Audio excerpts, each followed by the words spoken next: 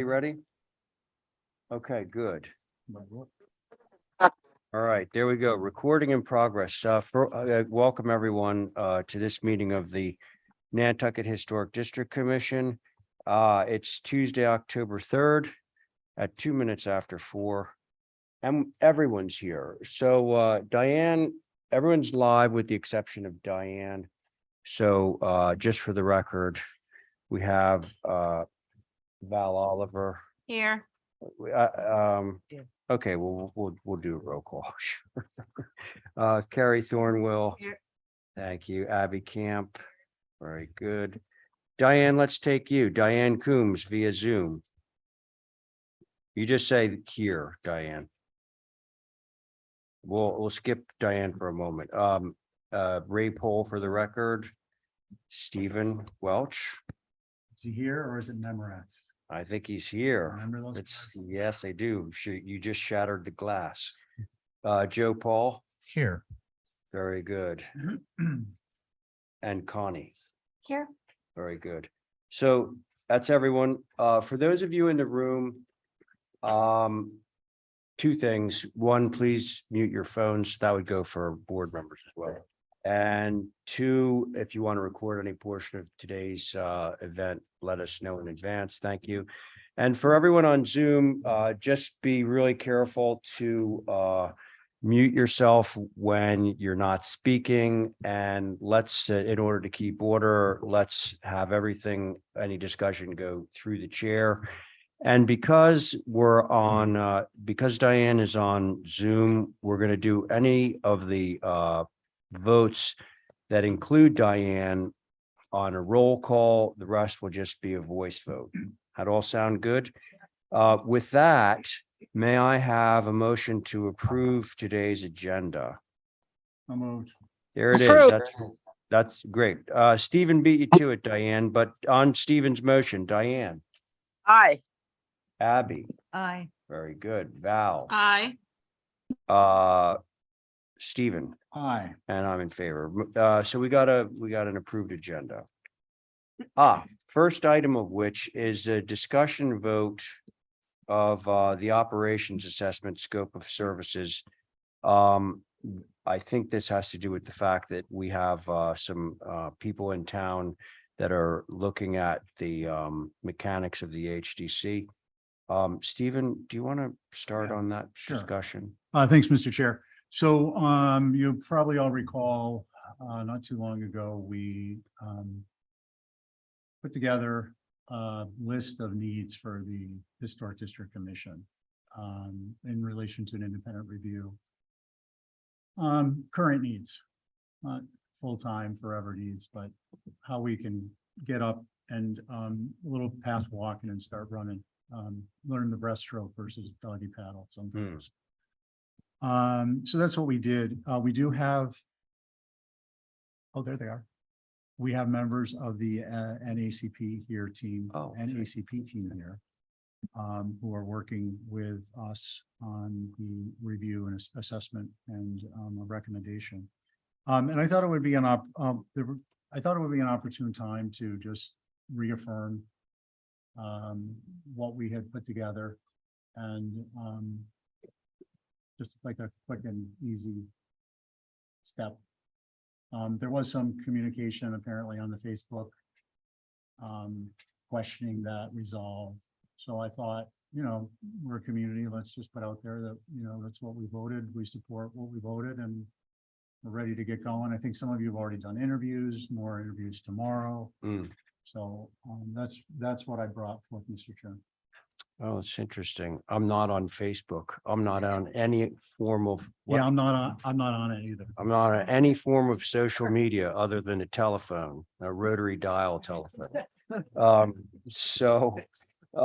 Yeah, I'm unfamiliar with that. But having said that, I'm not sure that, you know, I'm not going to let social media drive my thoughts or my intentions, or anything like that. So it says vote. I mean, does anyone else want to speak on this? And this is open to all the members, not just the regular board. I mean, Wish I had a cheat sheet in front of me to Yeah, remember. what we're discussing, I haven't discussed with anybody except what I sent into Esmeralda. I'm sorry, Diane. Oh, Diane, I believe what you're talking about is, there was there was sort of a questionnaire sent out a few weeks ago that I believe we all filled out. Is that what you're referring to? That's what, because you said, or Steve said, there were interviews. There's only 5 of us who are commissioners. Have they What- going to interview us all or just one? Or Oh, no, what? no. Mr. Chair. Okay. Yes, please. Thank you, Mr. Thank Chair. you. This is to direct to Diane. There have been emails from Julie regarding our independent review from NAPC. Diane, I have not heard back from you. That's So I'd 'cause love to, I haven't gotten it. oh, well, you need to respond to when would be a good time to set up a Zoom with you. Diane, Anytime, yeah. Diane. Yep. The intention is for the group to interview all of the members of the HCC board, the regular board and the associate members. So that would certainly include you, Diane. Now, the issue I think right at the moment is you folks are here for 2 days, right? Today and tomorrow. My interview with you folks is tomorrow morning. After that, you're gone. So Diane, you might want to schedule a Zoom interview with these folks because they want to walk away having spoken to everyone. Okay? Diane? She's muted. Oh, If they schedule it, then I'll Zoom it with them. I have no problem tomorrow or the rest of the day today. oh, I think they're off the clock right now. Well, actually, they're still on the clock, but can someone? Yeah, so a member of this, could a member of the staff just somehow get in touch with Diane, and it's going to be via Zoom. Okay. All right. So Back to the hang issue. on, Abby, you had said something. You were about to say something. No, I'm gonna No, repeat that's it. what, yeah, because I didn't understand. It's an opportunity to vote to reaffirm a prior vote, which is largely symbolic, and it addresses what we've asked to, services we've asked to be provided. The survey is a result of what we voted. It is, the interviews are a result of what we voted. I'm not here changing something. I'm not here to suggest that no one's going to be, someone in particular won't be interviewed. It's well outside my level of interest and also my purview on that. The scope is set. This is a vote to reaffirm the prior vote. I like that idea. Simple. And someone get it on social media for me. Could Okay. I just ask a question? So this is about best practices? No, No. no, this is about the operations assessment. Do you have the language? Yeah, what? It's Is there a It's bullet? here. point? 3 pages.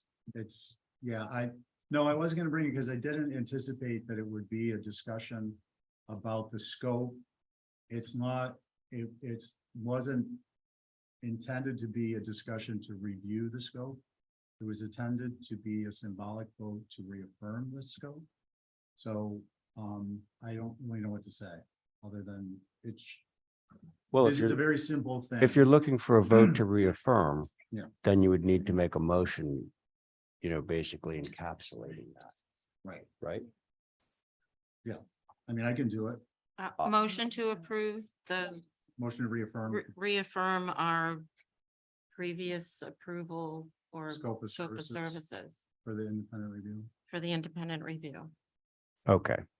And this, of course, is going to be a vote among the regular members, assuming that we can patch Diane in on this one.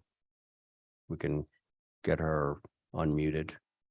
Okay, So on Val's motion, Abby, Aye. thank you. Stephen, very good. Diane. Aye.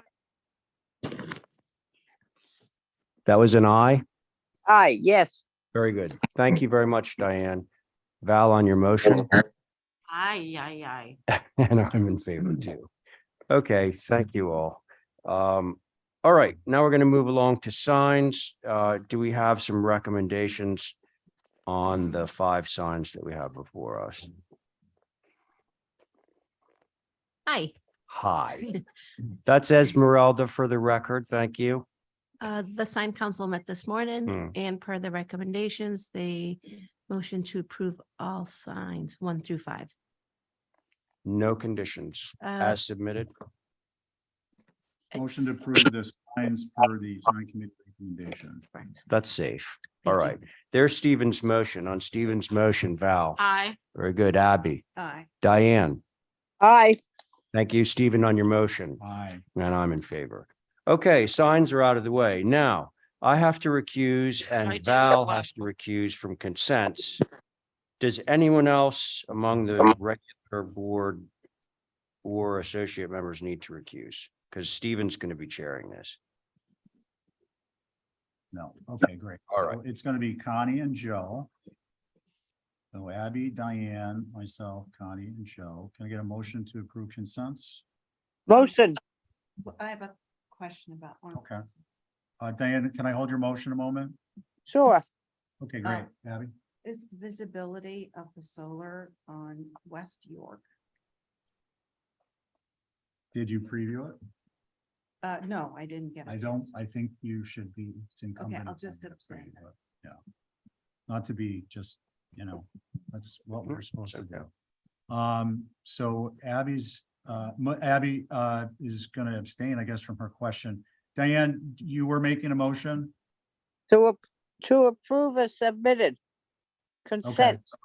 Thank you, Diane. On your motion, Aye. Joe? Aye. Connie? Aye. Abby? I'm a nay. Okay, and I'm an aye, so that carries 4 in favor, 1 against. For the record, Abby's against. Back to you, Mr. Chair. Okay, thank you. It does not appear to me that any of the you do. Okay, so let's see, who were the 2 that just voted? Carry on. Carries up. Okay. So you don't need to recuse. Okay, so it will be the regular board that is voting through the consent with conditions agenda. So can somebody give me a motion on that? Motion to approve consent with conditions. Thank you, Stephen. On that motion, Abby. I better- No, Abby's against. Okay. Val, Aye. very good. Diane, Aye. thank you. Stephen, on your motion. Aye. And I'm in favor. So that motion carries 4 in favor, 1 opposed. All right, now we're on to new business, 4 items. Board has not been established, so unless anyone has any conflicts, it will be the regular board. Do we have somebody to represent the first item, which is 3 Weymouth Street? On Zoom, perhaps? All right, Can you hear me? we can hear you, sir. You're Mr. Okay. Brownholer? That's correct. Very good. Okay. So tell us what you are hoping to accomplish at 3 Weymouth Street. Well, the trim needs to be repainted. And we are not fans of the red color. We have a 2-volume history of the house that was prepared by the owners, the Gaylords, back in the 1970s. And in that history, it shows that the house used to be gray, used to have gray trim. That the red trim was actually applied in 1977. So we would like to return it to the Quaker gray color, and that would include repainting the storm windows as well. And all the all the windows sash. All right. Thank you. If we have any questions, we'll be right back to you. But first, we're going to hear from Holly on this. If you don't mind, Holly. Thank you, Mr. Chair. So this structure is an individually significant circa 1755 lean-to, the Swain House, built for Richard Swain. There is an extensive, as the applicant just mentioned, file on this. More than likely, maybe it was done through PIN. Nevertheless, once I reviewed the application and noticed the information about the trim, he is correct that said that these items were painted in 1977. Wanted to find where the source was for that. That was in the application, found it. That is appropriate color change, obviously. If any other, if this documentation wasn't provided, I would have recommended a paint analysis, but in this regard, we have the documentation. It's been, it was painted after the fact, so therefore the proposal is consistent. I have no concerns. Thank you.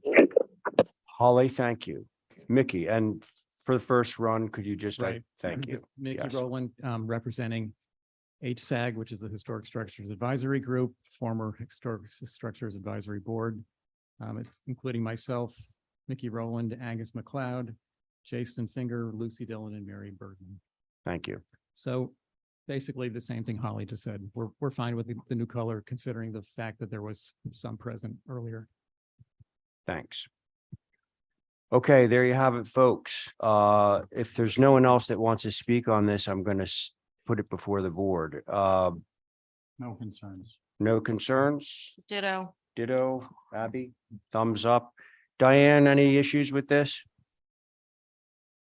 No concerns. All right, Motion approved is submitted. there it is. Stephen has made a motion to approve as submitted on that motion. Val, Aye. Abby, Aye. Diane. Aye. Thank you, Stephen, on your Aye. motion, and I'm in favor. Okay, next up, 2 Gold Star Drive is our dear friend Mark Poor present. Anyone to rep? No? Okay, we're going to pass over this, and if Mark shows up at some point, we can revisit it, but for the moment, we would need some representation. Okay, everybody good with that? Yep. All right, now we're going to move along to 250 Pulpus Road. And Paul is here. This is our pickleball and hardscape. Regular board, Paul.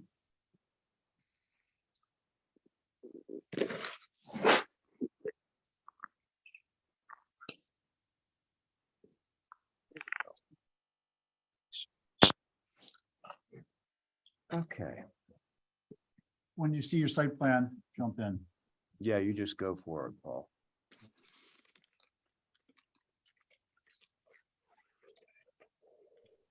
All right, so this is an existing property, pool, guest house, pool house. They're looking to have a pickleball court located, as you can see. I believe that is east of the pool, between the guest house driveway and the pool. It is going to be sunken as much as we can. That's why we're. Excuse me, Paul, can you step right up to that mic like it's a loud? Is this on? You good? Yeah, Okay. It's on. Yeah. sorry to interrupt. So yeah, existing property, trying to get the pickleball court in there. We're sinking it as low as we can, and we are going to be vegetating the heck out of it. I have some pictures from the street to show you what is existing, and we're still working on a definitive planting plan because this, a lot of this plant material has been decimated by the electric company over the years. So again, there's not much visibility from the street. I know it is close to the street, but when it's all said and done, we shouldn't see it at all. And there are some more pictures here if you need them. And any questions? Paul, I do have a point of information. When you say you're going to sink it as low as you can, what's that number? Right now, we're looking between 38 and 42, I believe. 38 and 42 inches below grade. Not necessarily below grade. If you can see, Just slope site, it slopes, the whole property slopes down from Pulpus Road. correct? So there's gonna be a retaining wall around that, which is gonna allow us to raise that grade, so any plant material is gonna stand proud. Almost Okay, like- so let me rephrase my question. Yes, sir. On the Pulpus Road side, which will be this, obviously the side with the highest visibility, Mhm. how much are you sinking it into the hill? It's probably 48 inches below Pulpus Road. So that would net out at how much fence above? Fence from the top of the wall up. Yeah, Probably between 4.5 and 5 feet. okay. All right, and in terms of hardscape items, was there anything else, or are we just looking at vegetation plus pickleball? Pickleball court and then the retaining wall around the pickleball court, the three. Got it. sides. All That's right. it. Other than that, everything that you see is already existing. Okay, great. Does anybody have any questions for Paul before we get into discussion? Nope. All right. Mr. Chair. I put this uh, on consent and it got pulled off. Hang on one sec. Did you just say something, Holly? Okay, go ahead. Thank you, Mr. Chair. I just wanted to, mention the possible visibility when you're coming from Sconset. Personally, I drive by this road, twice a day. And hearing that it's going to be sunk in, I'm concerned, which is good, obviously, but I am concerned on what the visibility would be from the driveway point of view. And then I didn't see in that application, and I would be remiss if I didn't mention it about possible cross section. And I apologize if there was one in the application. I didn't see it. So those are my comments, Mr. Chair. Thank you. Holly, is that to say that there is a cross section in there? No, there is no cross section. There is My no apologies. cross section, okay. All right, Holly, thank you. Now, should we send it to the board members? Sure. All right.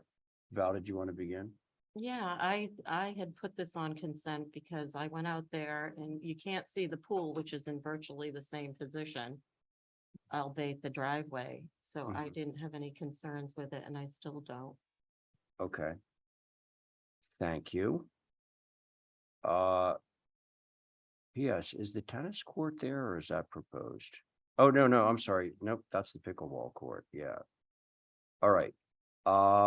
Who's next? I can, Go ahead. Abby. yeah, I can go. So I'm okay with this, and to, Polly's point, I think maybe we could increase the vegetation on that driveway side or the east side, I guess it is. so It would that be east, yeah. there would be no visibility from the road. Absolutely. And as well, I forgot to mention, between the retaining wall and the court, there is another layer of vegetation, which is going to be a hornbeam hedge, which is deciduous, but we will make sure that there will be no visibility from the street of this. Yeah, I was thinking about evergreen, but, Yeah, well, it sounds like Paul's okay with supplementing what he has on his drawing right now. Abby, thank you. Who's next? I'll go. Thank you, Stephen. So I just on the merits of the application itself, not the consent stuff. I don't have a concern with it, subject to the plant material being indigenous plant materials planted in a naturalized pattern along the roadway, so that this doesn't look like, well, for obvious reasons, Doesn't look artificial. you know. Very good. Diane. I agree with Stephen, so that the planting fits in so it looks natural there for some time. Okay. Folks, do you think that this is something that we can handle with an Yeah. exhibit A? I We, was we or- can, gonna just do a motion. yeah. oh, okay, all right, Why don't we something, float it? go ahead, give it a try. So, approved through staff, conditions are, indigenous plant materials in a naturalized planting pattern along Pulpus Road, court not visible at time of inspection or thereafter. Okay, there it is. That's Stephen's motion. Aye. Val, That was Val said aye. Yep. Abby? Aye. Very good. Diane? I, Thank you, Stephen, on your motion, Aye. and I'm in favor. All right, that's that. Thank you. Thanks, Paul. Is Mirka around? Up, there she is. Hello. Good evening. Okay, so if memory serves me, this is, Just for the pool, I understand. just I when I was gonna said say, that. this is what, when I made conversation. my exit, last week, Very subtly. my subtle. Yeah. My mom used to call that an Irish I was exit. just gonna say that. You know, It's hysterical. Now, my mom's Irish, just for the record. So she's allowed to say that. Roll towards the door. And I'm and Irish disappear. too. 69 Monomoy Road. And it will be the regular board. Oh, this is not the updated plans though. We sent Sorry, updated what? plans. What, Mirka? We did email the updated plans for the submission, Oh, just to kind of supplement all the information they've been kind of missing in the previous set. We are you included the suggesting the grading. package that we're looking at on these is not It's current? not the one, it's the one from the last meeting, and we did submit it last Friday. All right. It didn't change the design. Actually, the design didn't change. The plans only give us more information, so we can maybe just look at this. I just don't want this to be uncontrolled conversation. I isolated the pool only, and then I I'm going eliminated to the sports control the court. conversation for you this time, okay? All right. But so you're saying that we can move forward reviewing? Yeah, this let's with the just try. information that Let's we have? just try. Okay, that sounds fine. Go ahead. So your if turn. the plans, I don't know if the plans might be shown on the screen. I'm just not sure. Do you see your plans or is there, Adrian, is there any chance? Or are you? Thank you. Thank you.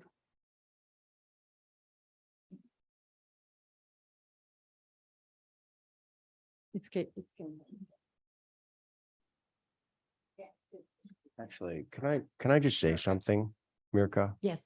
One of the issues was that it was unclear to us last week what was proposed and what had already been approved. And that's And correct. now I see notations that it says, not part of this submission. Maybe that was there before. So this is the plan which does not, we eliminated the sports court just for this full application for now till we figure out what's the next step with the sports Got it. court. Yep. This is the updated plan without the sports court. At the meantime, there was a conversation what was approved, what was not approved. When I was in front of you last week, the main house was approved. The rest of the structures were going through the process.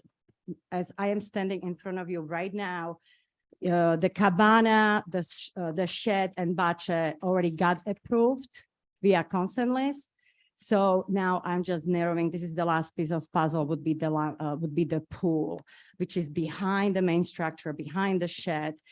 If you can see the grading plan and cross section, it said actually at the existing grade, you will see if it's available.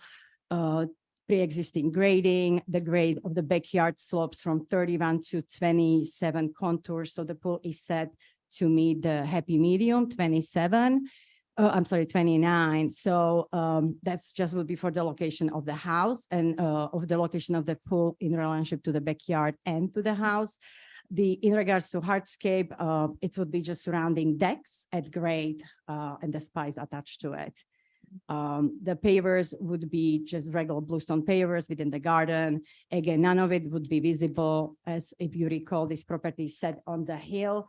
We are around like 7 or so feet higher than the Monomoy. So none of the parking or pavers to the front door will not be visible, and anything in a back, it's not going to be visible.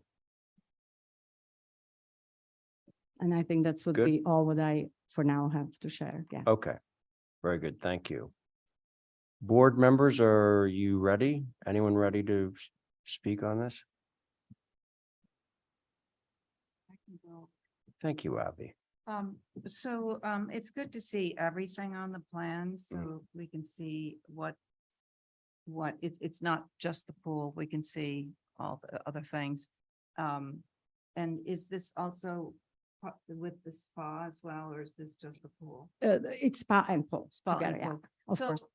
I see a lot of hardscaping here.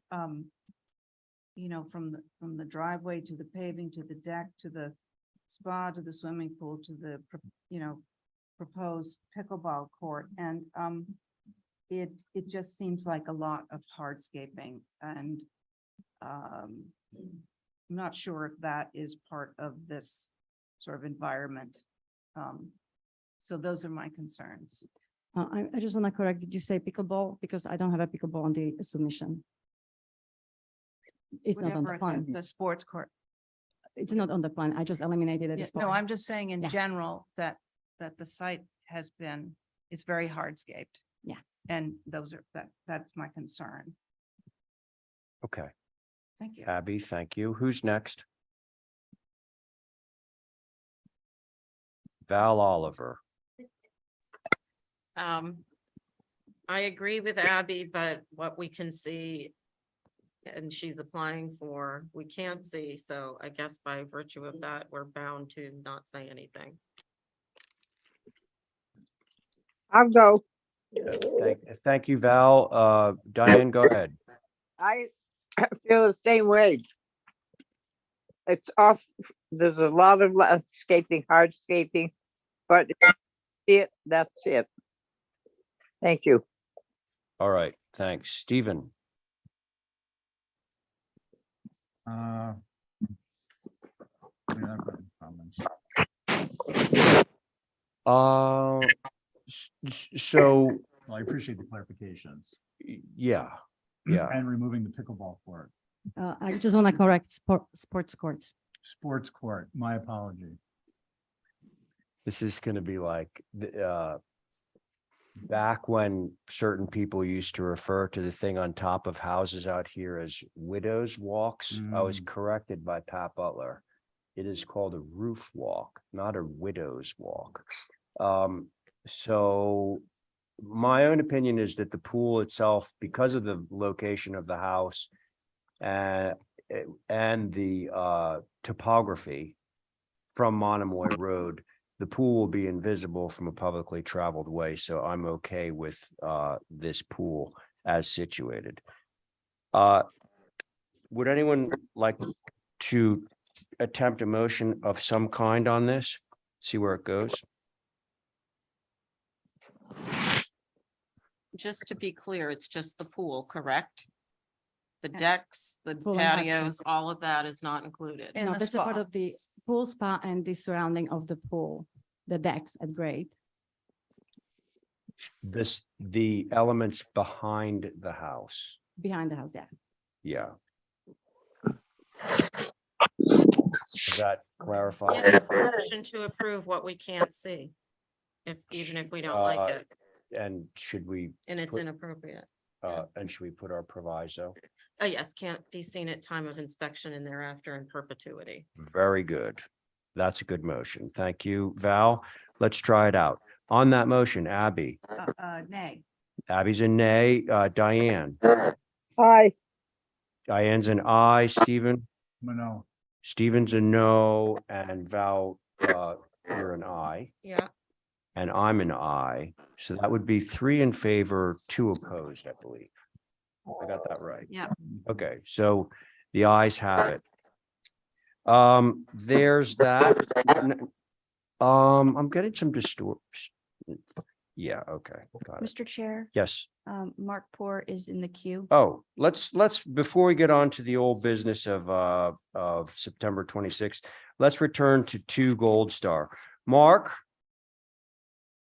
Poor, Hey, Ray, hi, how you doing? having difficulties getting in, asking for a passcode and all that nonsense. Well, you're here. I So am. let's thank our lucky stars. So let's. Thank you very everyone Go much. back to 2 Gold Star edition. I appreciate it. No problem. Thank you. All right, regular board, Mark. You want to walk us through what you hope to achieve?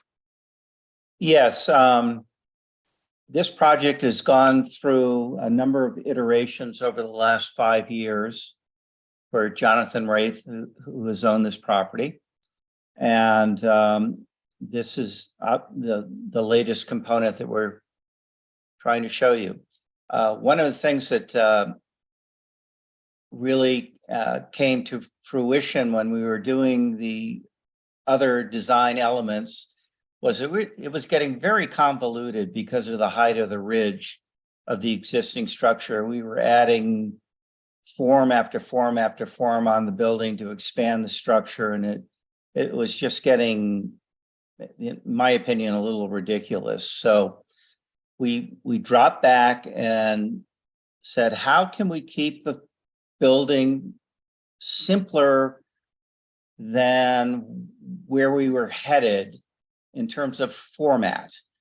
And we came upon this proposal in terms of taking a small element off the end of the right-hand side of the building and expanding it into a much more simpler ridge form, much more simpler dynamics in terms of the fenestration. And that's what we're presenting today. And one of the things that we tried to do when we chose to go in this direction was to maintain a ridge height of 20 feet. And we felt that that was appropriate for the neighborhood based on more contemporary construction that has gone on there, including your own office and studio on the street. So that's where we ended up. So that's what we're asking you to consider, is something that is much more simpler to deal with, keeping in mind that a lot of the lower fenestration that is on this building is concealed behind a 7-foot high hedge that's on the property. And we'd like you to consider it. Thank you. You said thank you, right, Mark? Yes, I did. Okay, thanks. Holly, you must have something to say on this. Yes, thank you, Mr. Chair. So for the record, this structure is a circa 1950 contributing Cape style structure. Most of the houses along Gold Star Drive were built in the 1950s, same context. And I believe they were, we don't have an HDC survey on file, but I believe they were built by Fletcher Ross. Nonetheless, the context is 1-story structures.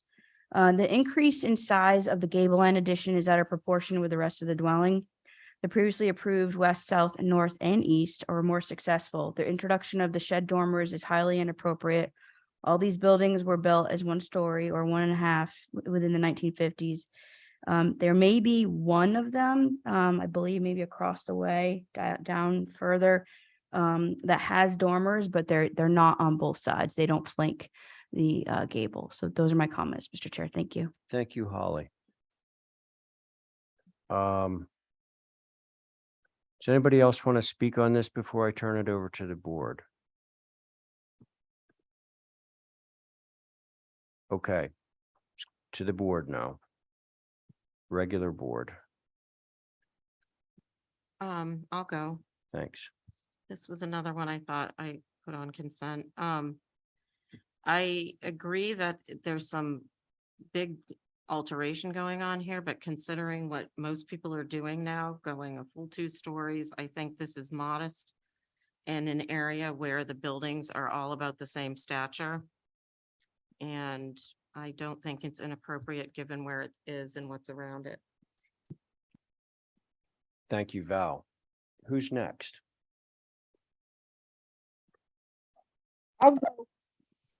Okay, Diane. I'm trying to get on the page that I'm working with. I don't see any south elevation.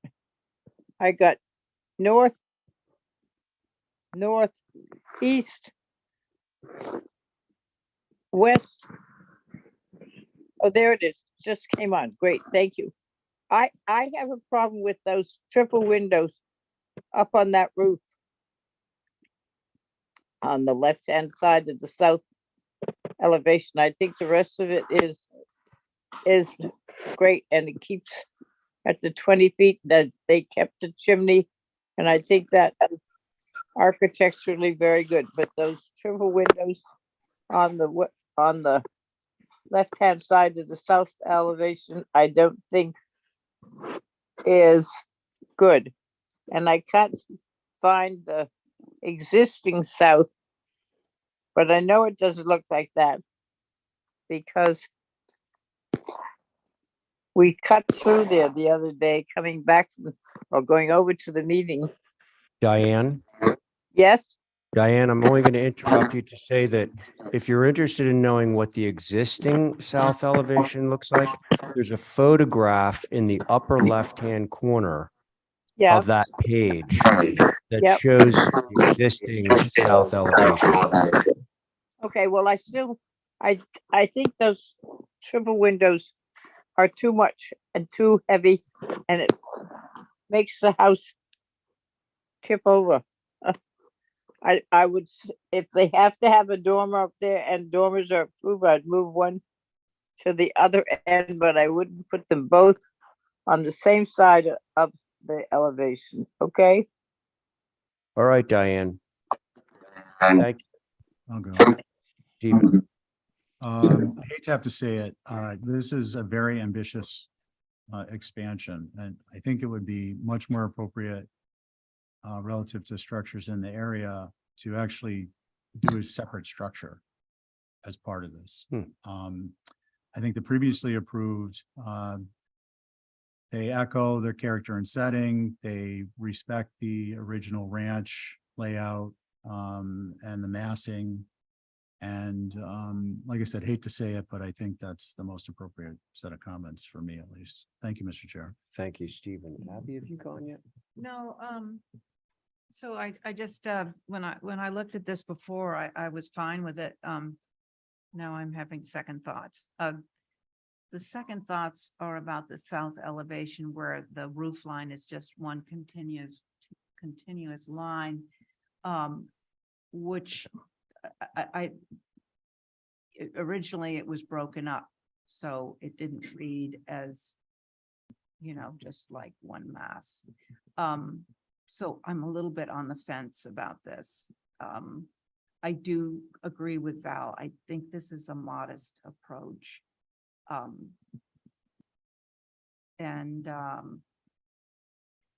The other thing, I would like to see more unity in the windows. There's so many different windows here. I'd like to see, you're gonna hate me, Diane, but the windows up in the dormer, I wish they were the same size as, there's a C window somewhere. Well, the C windows on the east elevation. Anyway, I wish there was more conformity with the windows. I think it would make it a better design. Thank you. All right, Abby, thanks a lot. I agree with the comment about the length of the ridge on the south elevation. I'd love to see that broken up. I should have prefaced that by saying that I do appreciate, Mark, the fact that you've taken into account the context of that neighborhood, which I think we all know that I love. The gable as it faces west, I think is appropriately scaled. I think the only issue that I have with that gable is its length along the south elevation. So if there's anything that can be done to mitigate that, that would be very helpful. It sounds like we're going to hold for some revisions. I'll make that All motion right. to So- hold for a few revisions. All right. So the motion is to hold for some revisions on that motion. Val, Aye. very good. Diane. Stephen, Aye. very good. Abby, thank you. Diane. I'm in favor. She's muted. Diane on that motion. I, Thank you. yep, That's aye. great. Okay, got it. Okay, so Mark, we're looking for some revisions. I think you know what they are. Thank you. All right, with that, we're going to move along to old business. Thank you. Diane, can you please mute? Okay, there we go. Thanks. All right. Old business of September 26th. We have established boards on this. So the first up is 8 High Brush Path. Matthew, you look different today. Why is that? Why do you look different today? It's my birthday and I'm Oh, that's right. 50, Matthew turned 50 years old 50 today. years old. He's Wow. 50 years young. 50. Can't believe it. Cannot believe it. I always love when my birthday falls on a Tuesday Yeah. Yeah, and I get to celebrate by coming to the HCC. It's Be good. lucky it's not on Well, a special town meeting night. I probably see all of you more than I see a lot of my extended family. So glad I could share this special day with you all. Thank you so much. We're privileged. Okay, so 8 High Brush. Okay. The board on this, myself, Diane, Abby, Carrie, and Connie, all of whom are with us today. So let's move forward on this. Excellent. All right. Thank you, Mr. Chair. So you've looked at this once before. So this is a proposal to add a garage to an existing structure. If we looked at the site plan real quick, it might be helpful just to kind of show what some of the site conditions that we're up against. So you can see on the right side of the property, there's the wetland delineation. The 100-foot setback actually cuts through a portion of this structure. There's also a existing septic system. So in terms of like potential locations of where the structure could go, we're pretty limited. So some of the feedback that we received when we submitted originally were the garage itself was wider. There was a secondary additive mass that was a 2-story component. And the eave height was we had 2 flush shed dormers. And so took your comments to heart. So we reduced the width of the structure, narrowed it up. We reduced the fenestration on the facade and dropped the plate height. So it's the dormers are not flush, they're set back. So the scale, I think, is dramatically reduced. We've kind of introduced continuous eave line that's about like 3'6" above the second floor plate. So I think compositionally, I think the suggestions the board made were great, and look forward to comments from the board, Mr. Chair. Thank you. Okay, thanks, Matthew. Is everybody ready? Any questions for Matt? If not, who's going to be the brave soul to start the conversation? Thank you. I think you did a good job addressing what we. Just for the record, that's Carrie Thornwell. Nice No to meet you. problem. Yeah, I think you did a good job addressing what we asked you to.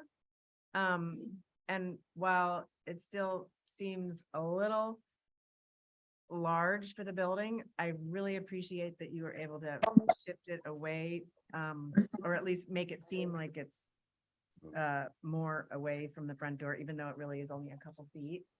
I think it reads much better, and then it's secondary to the main mass. So I appreciate that. I think the other elevations are good. And I can see that the property is well vegetated. Yes. So I think there will be some mitigation, even though on the exit, I think that's the exit Yes. when you're leaving, Correct. is where the garage is. So I think I'm okay with this. Okay, Carrie, thank you. Who's next? I'll go. Connie, thanks. Go ahead. I also appreciate the changes. I have no additional comments. I'm good with this. Thank you. All right, very good. Abby, Diane. Yeah, I can go. All right, Abby. I prefer the new version, the reduction of windows and it's slipping to the left and not sort of obscuring the main building. So I'm good with it. Thank you. All right, thanks, Abby. Diane, your turn.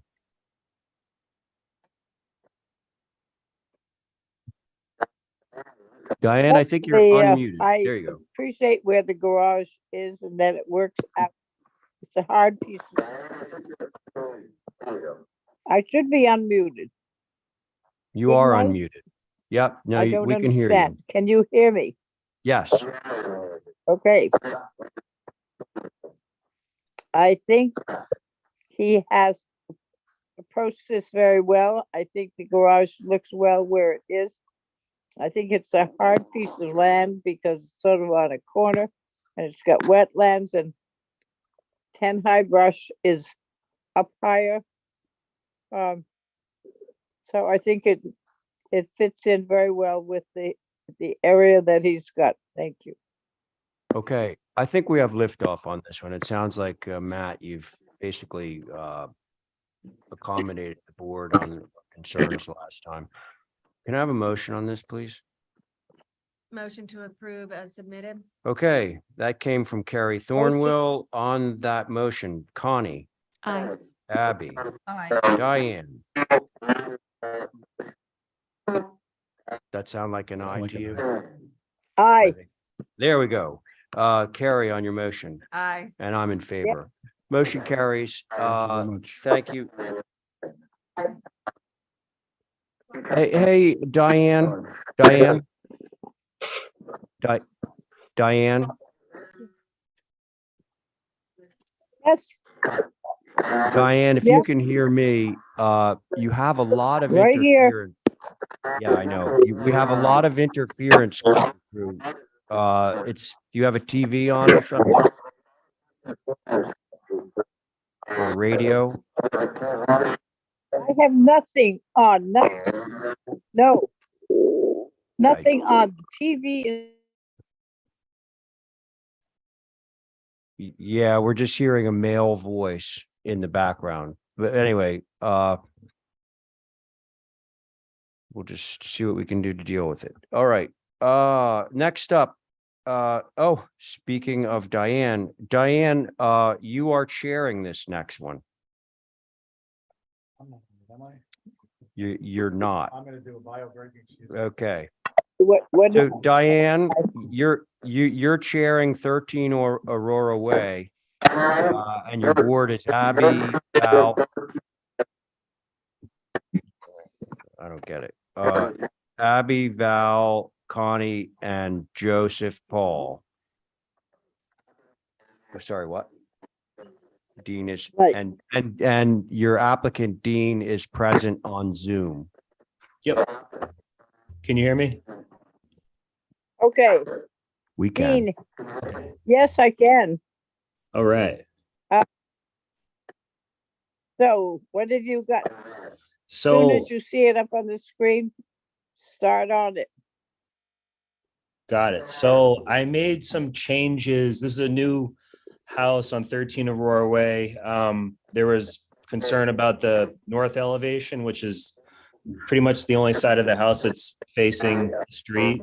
I got some pictures and a better site plan to give you guys a better idea what you're looking at from the road. But I came up with two different options for changes on the north elevation. I changed the orientation of the columns. I think you guys wanted me to have that center post, so I have option A, which is 4 columns that I guess gives the middle window some more visibility, and option B, which has 3 columns, but they're kind of centered or equally divided on the front door. Diane.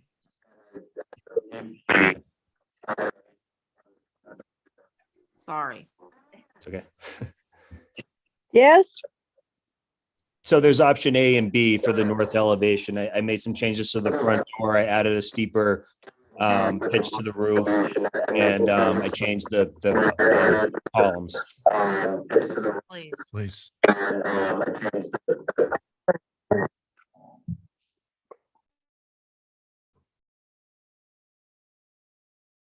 Dean, I know. Yep. Dean. Sorry. Is that me? Dean, I'm not sitting on this application, but as you can tell, Diane is having some technical difficulties with the Zoom. So had you concluded your narrative? More or less, yeah. Okay. It was kind of blurry. I don't know what you guys heard from me.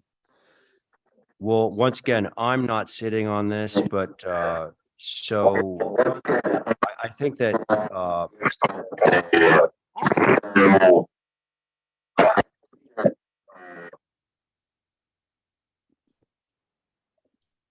Hey, Not my Diane, problem. Diane, Yeah, yes, would you mind awful much if I just solicited the opinions of the I'm other right here. sitting board members? I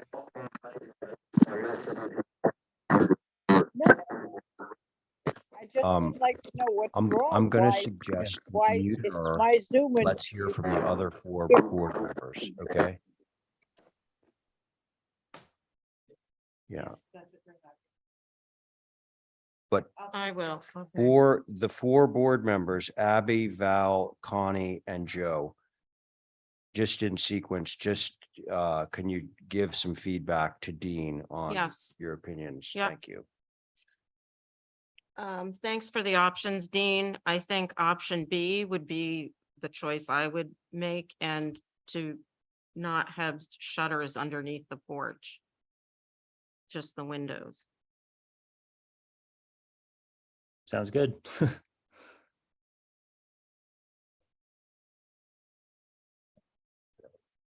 Joe. Sure, I'll speak.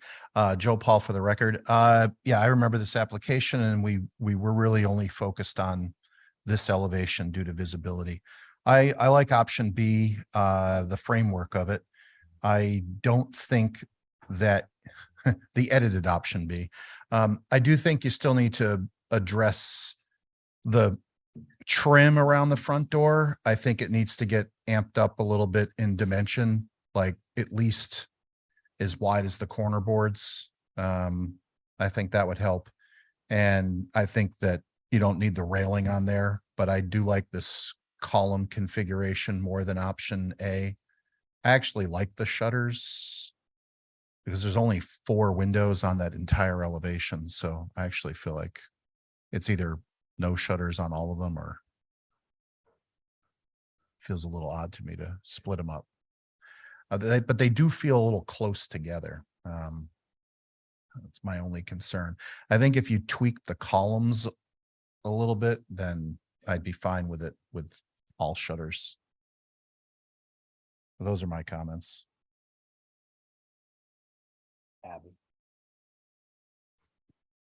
Yeah, I don't actually see the difference.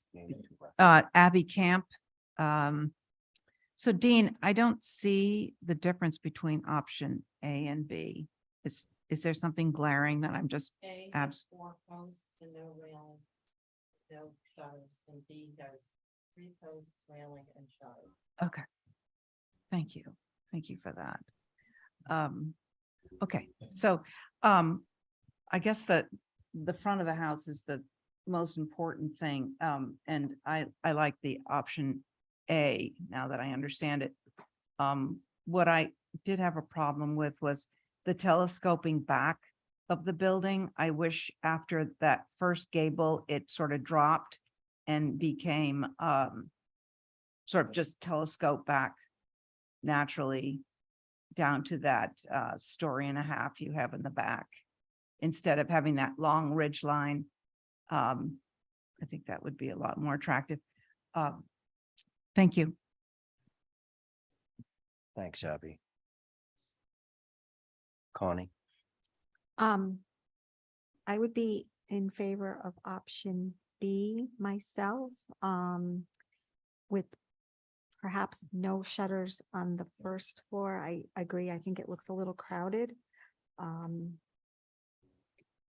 Unless we could, figure something out with the columns, but I would be in favor of option B. Thank you.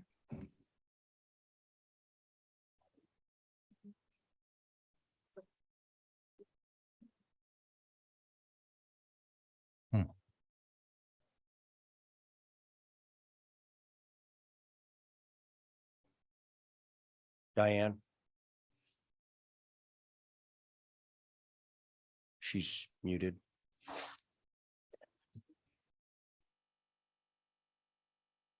Oh, only she has the ability. Okay. Understand. Diane, you need to unmute. If you can hear me.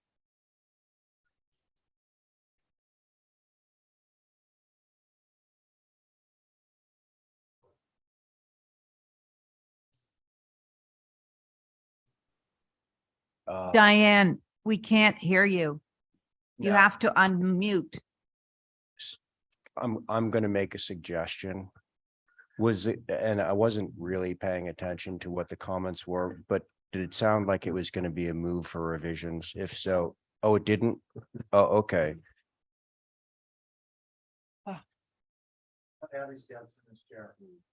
Yeah, Abby, how about it? Okay. Thank you. All right, so, what's the pleasure of the board? I'll try a motion. If you want. Okay, Motion to approve through staff with option B, post configuration. More trim around the front door with or without shutters is up to you. And what about the railing? Do you like the railing? Either way, sounds like you could try it without. you want it without? I like the simpler one. Let me modify my motion. Through staff. Option B, post configuration, more trim around the front door. You may leave the shutters on the first floor, remove the railing. That's my motion. Okay, all in favor of Val's motion? I, Connie? Oh, Aye. sorry, okay, Val. I guess we can aye. do a, because Diane's not, okay. Any nays? No, okay, that passes. Thank you. Thanks, Val. Just for the record, that motion carried 4 in favor. Okay, thanks, everybody. We're on to 43 Kendrick Street. Do we have somebody to rep? Ah, there you are. Okay, so your board, same board, it's myself, Diane, Val, Connie, and Joe. Okay? And I did. And I. So I was asked to present sorry, details. could you just give your name for the record? Robert Leaf, Thank you. I'm the owner of the property, Very good. and I was asked to, I presented few weeks, about a month ago, and was asked to provide more detail. And so I sent and submitted the plans with numbers on them and photographs for each number. Which still left me confused. So that is the landscape plan and the house plan. The house plan was approved last week by this group. Thank you. And the landscape plan is here with all of the details with the numbers associated with each item.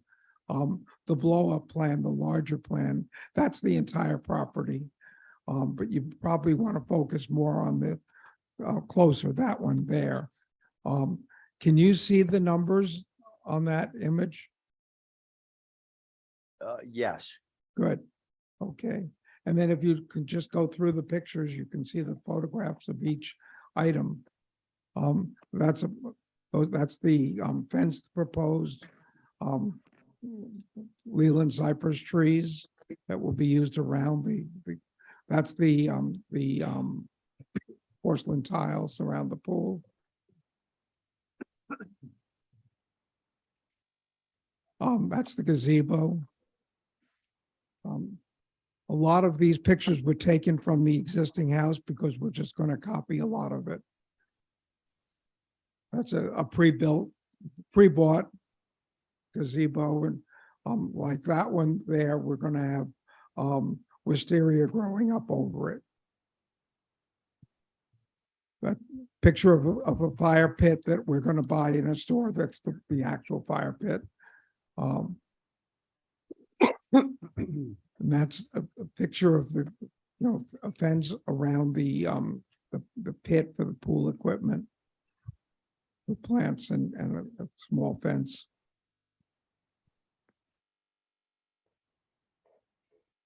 Again, fencing around the hydrangeas to keep we have a herd of deer.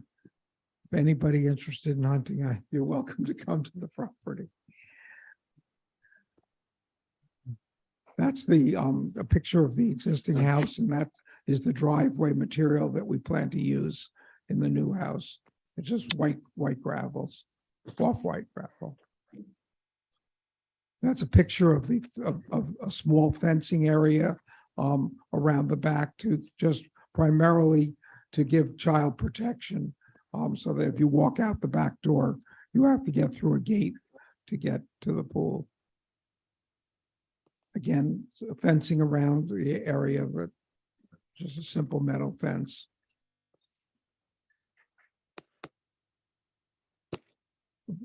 That's actually very much like the flower bed we're gonna have around the pool. That's basically, I wanted to give you detail for each item.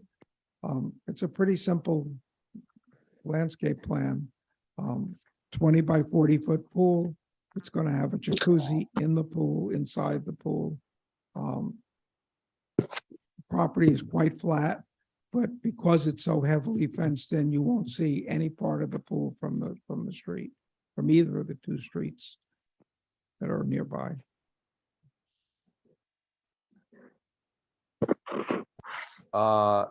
Thank you. I just as a comment, I'm not sure that I necessarily would have considered this a simple landscape plan. Okay, It's incredibly detailed. And the references, the photographs are helpful, but it tells part of the story. And so there's a tremendous amount of cross-referencing between the plan and the photographs and the numbering system and all that to be able to sort of get our arms around, just say that, as a comment. Diane, Val, are you ready? I Okay. am, because I went through and highlighted where I thought where fence 1 is, fence 2 is, so I could try and understand it. Yeah, So I wrote down some questions. right. Number 1 is the planting that you're going to put inside or outside of the fence. Because the fence is this tall wood fence and the planting is going to go inside the the fence, I believe. okay, so when we have a long length of really tall fence, it's not right on the property line, right? No. It's not on the We property. require that to be screened with some vegetation. Okay, So that was a question. I wasn't sure where the fence was with regard to that planting. could I step over and just take a look at this? Well, let me just ask you the questions. Number 3, I think, is just referencing the trees, the lelands, Yes, but in back of that is a wire mesh with some metal poles. Is that also going to be where number 3 is? can I? And I- just- Can I look at the detail? Yeah, it's your plan. I just highlighted it. So like number 3 is way over here Yes, and over here, so I wasn't sure. so Do you see where the confusion comes in? I Yeah, do, and your red line shows the fence outside. You would prefer the fence to be more on the inside and have the plants. Is that correct? yeah, we'd prefer the fencing to be screened, the large, tall wood fence. So anyway, I have absolutely no problem with that. We can reverse it and put the lelands around the outside with the fence on the inside. okay. And then you, I think, answered a question in your presentation. You're just gonna put this wire fence with metal sticks around this pit for the equipment.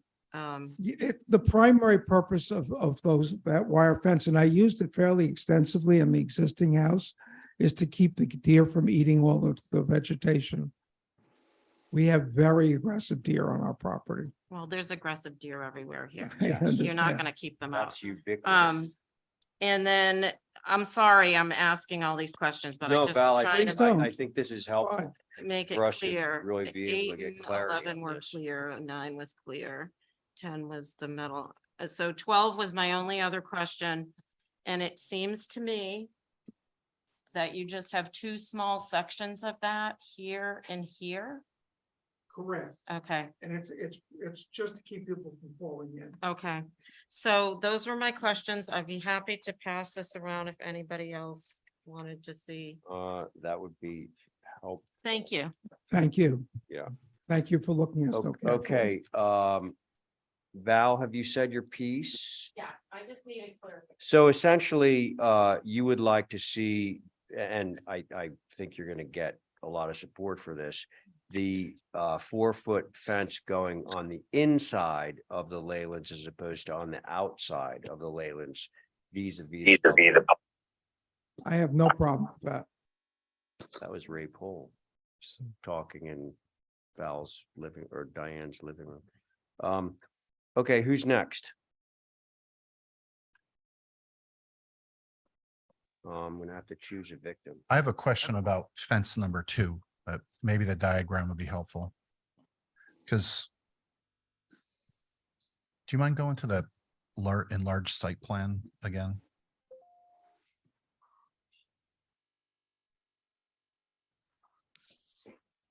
I'm just gonna go up there, point on the screen and.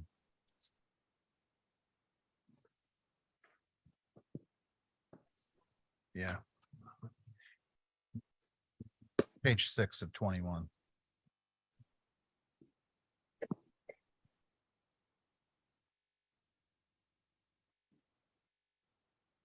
Okay, so this is about question, fence number 2. You've got this 2 in the middle of what's labeled as wild. Is 2 happening here? Yeah, that's why I highlighted. Yes, Yeah. Okay. yes. Goes all along there. I mean, this is in Tom Nevers, right? And Right. I live in Tom Nevers. Some of your deer are probably the same deer I have.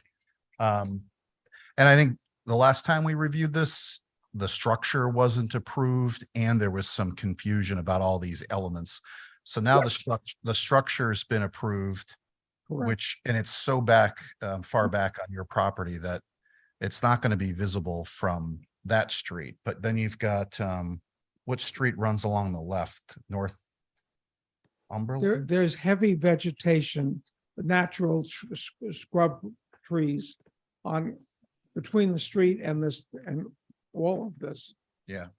Well, I guess I have no problem with it due to lack of visibility, as long as that 20-foot buffer of presumably scrub oak It is. is maintained, Yes. then I think you're fine. My only concern would have been whether or not you're putting a fence on your property line in Tom Nevers.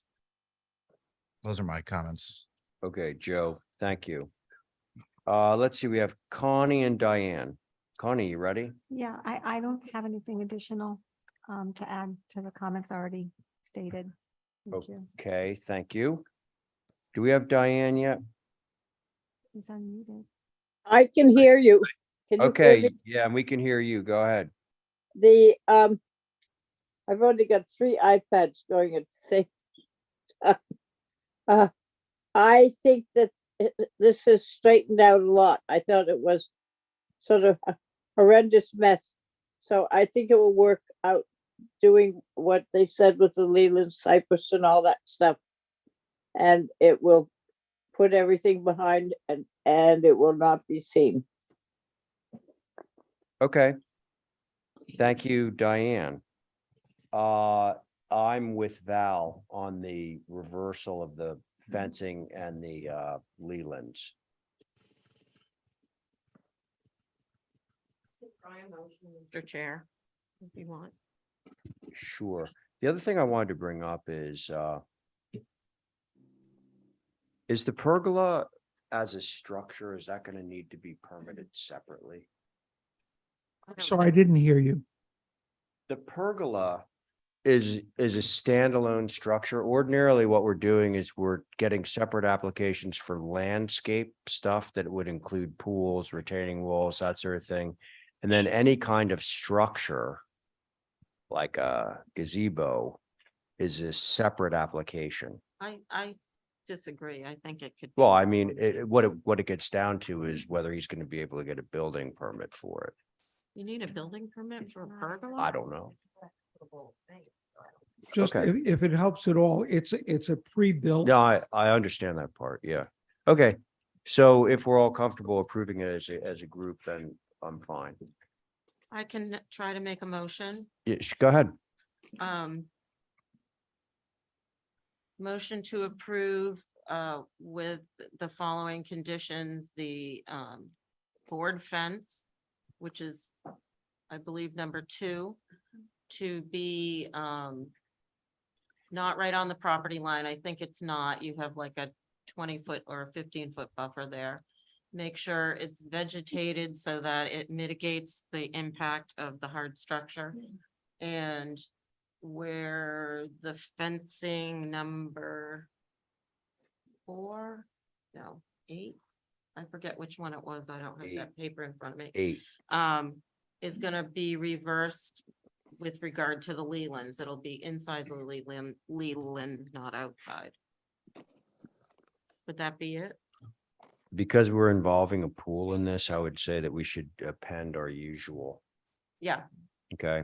okay. So that additional piece would read, the pool will not be visible from a public way at the time of inspection and thereafter in perpetuity, Forever and ever. forever and ever. Amen. Okay, so that's Val's motion. On Val's motion, Connie. Aye. Very good. Joseph. Aye. Thank you. Diane. I, Thank you. Val on your motion, Aye. and I'm in favor. Okay, thanks, folks. Thanks, Mr. Leaf. Thank you very much. We Hey, look forward to swimming in your pool. can I thank have you. that? Thank that you. I highlighted, and I'm gonna make it exhibit A. Yeah, that's great. Thanks. Okay, so Stephen, you have the next one at Gotcha. 34 Eastern, yeah. Great. Holly, do we have David here? Okay. and I'm here. pull Can you up- hear me? Yep. Hold on one sec, David. We can hear you. Esme, do we have anything in the packet other than the one that's under the single link, which is some images? There was no plot plan. David, are you prepared to display line drawings, plan line drawings with keys to materials? Because we don't have anything in our packet along those lines. You don't have HDCL4, HDCL3, 2, all these drawings that I did? No, we've got, I don't know, it's a bunch of pages. We've got minutes, couple of locust plans, that's 4 locust plans that seem to be slight magnifications, some streetscape examples of the surrounding area and the structure, and Looks mock like up. you have everything. Oh, wait, that got clipped. Yeah, that really doesn't qualify. I said a line drawing of the landscape plan. I'm not sure what this is. And Well, then we you have should- another piece that looks like a small a portion of the area. And Yeah, another it's a one that looks detail. like a portion of the area. So we need to see Yeah. the entirety of the proposal. Do you have that you can display? I think I can. Let me try to bring it up. All of this was included, but I'll see what I can bring up. Let's see.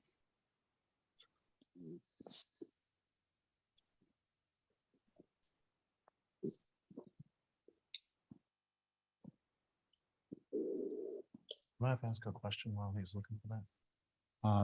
Of him? Yeah. Yeah, just hold one sec, just so we. Dave, can you share from your end? Do we need to allow you under this system? You probably need to allow me. right. I can, Okay, now try. let's see. Share screen. And while you're getting set up, your board is myself, Diane, Val, Connie, and Joe.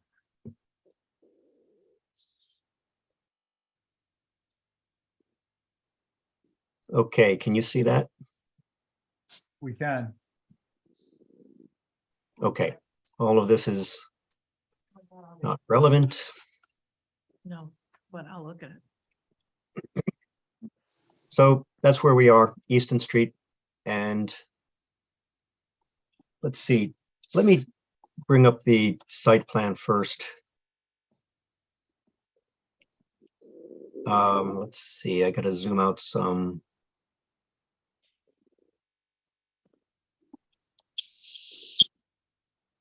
that's what we didn't have as a site plan. Yeah, we've got a hard copy of the site plan, but we need to see it.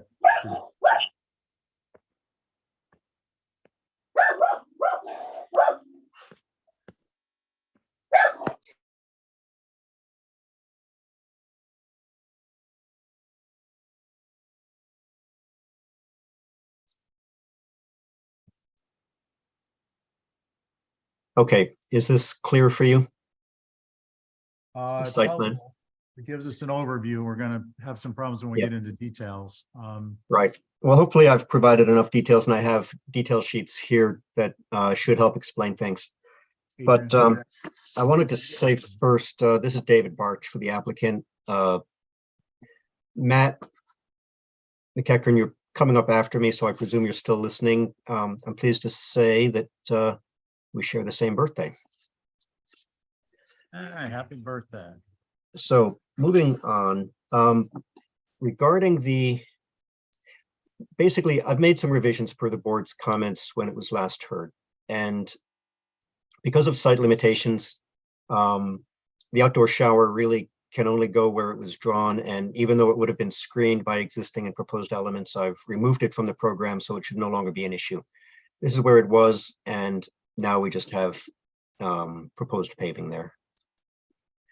Regarding the paths along the sides of the house, I'll bring up this plan here, which shows basically the layout and the type of the pavers, pardon the orientation. It was said that the pavers with 3-inch grass joints, as you see here, are too formal, and that the harbor is so bucolic, it looks so natural. It was said that all paths leading to it should be informal. And that's an opinion I don't know is cemented as rote, but I hope it's not. We're talking about a pair of paths 6 feet wide down the sides of the house, not a couple of boulevards. It was suggested that the path edges could be planted to help naturalize them. Yeah. David, I'm sorry to interrupt. I just, in the interest of time, I think a little less editorial commentary and just stick to what's proposed, if you don't mind, please. Certainly. It was suggested that paths edges could be planted to help naturalize them. The paths are, as I said, only 6 feet wide, so there isn't enough room for planting beds and a path and still being able to comfortably move small boats and furniture and other things they can't truck through the house or bring around by boat from the harbor. In the end, I don't believe these paths are visible from Easton Street or any traveled way on the inner harbor. Regarding the front of the house, I'm pretty certain that my earlier comments and plan drawings didn't effectively describe the situation. And it was said at the last hearing that this is a huge parking lot stretching the entire width of the property. And it was suggested that shells or crushed stone would be more appropriate.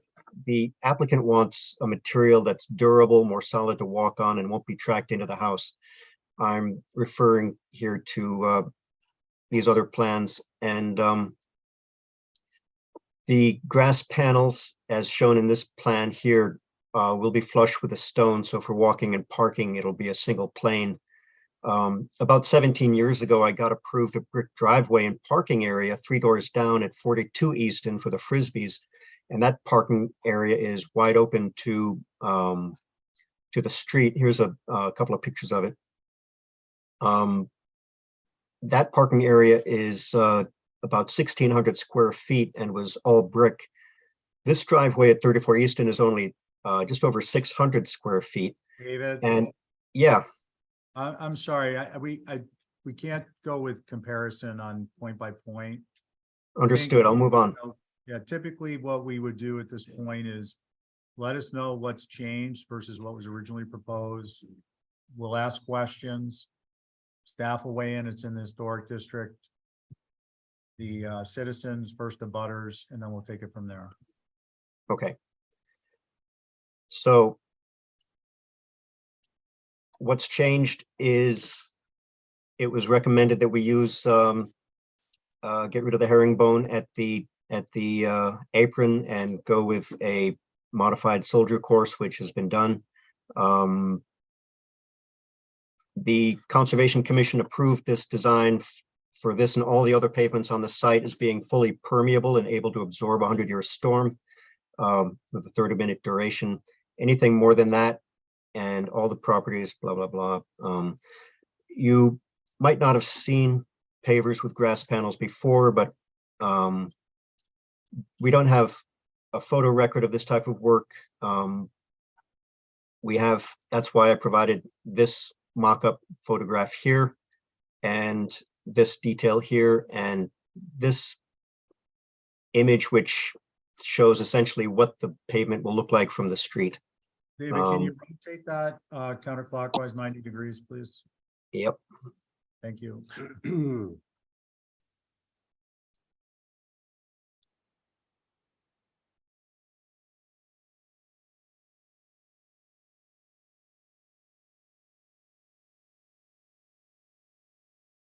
So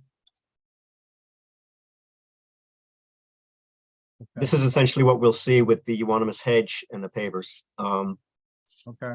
It's pretty mild. Anything else? Only that the pavement or the bluestone in the back has been reduced significantly. You can see here in the plan, it's been cut back to what you see here. Okay, thank you. Questions from the commission, anyone? Okay, Holly? Thank you, Mr. Chair. So again, for the record, this is an infill within the Brant Point neighborhood within the OHD. Anything proposed building and hardscaping should follow resilient Nantucket design guidelines, pervious surfaces recommended. Appreciate the photos and additional info on the parking surface proposed, and retaining the running bond apron as recommended. Assuming the outdoor shower is proposed anymore, obviously that's been taken off the record. So on that note, if the commission is so inclined to approve this application tonight, the COA needs to be amended accordingly. The street view of the driveway it wasn't visible digital, so it'd be nice to have that. I hope you all have that in your packet. I didn't see it in front of you right now. The proposed driveway configuration is still atypical, especially for the OHG, and especially a lot of bluestone going all the way to the property line. If the again, appreciate the reduction, but this is still an atypical design in a neighborhood that is very high style, but at the same time, more subdued from the public way, which is obviously both the road and the harbor. So those are my comments, Mr. Chair. Thank you. Thanks, Holly. Are there any abutters? Anyone with their hand up? Anyone with their hand up? Oh, no. Okay. Mickey? Yeah, basically what Holly is saying, the proposed paving plan is very unusual. And it's just inappropriate for the Brant Point area. There's a lot of hardscaping on that drawing. I think it could be reduced considerably. Thank you. Okay, thank you. Who'd like to begin? Do we need a reminder? Val, you want to start? I agree that it's a lot of hardscaping. I'm not concerned necessarily with what's on the side of the building, because I don't think we're gonna see that. It's the parking court for me, that's the sticking point, and I think it's the material. If there was some sort of, I'm having a hard time envisioning this, just looking at the photo that was provided, which I think is just an example. It's a very atypical type of stone, or I just don't know where I've seen that. So with that said, maybe something more naturalized instead of this grid pattern, or simply maybe brick and shell. I don't know. Okay. But that's my primary concern. The rest of it, I think we're not gonna see it. Thank you. Is Diane available?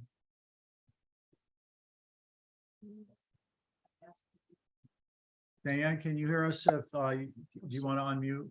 Oh, there you are. Did all that stuff. I don't know what's wrong with this.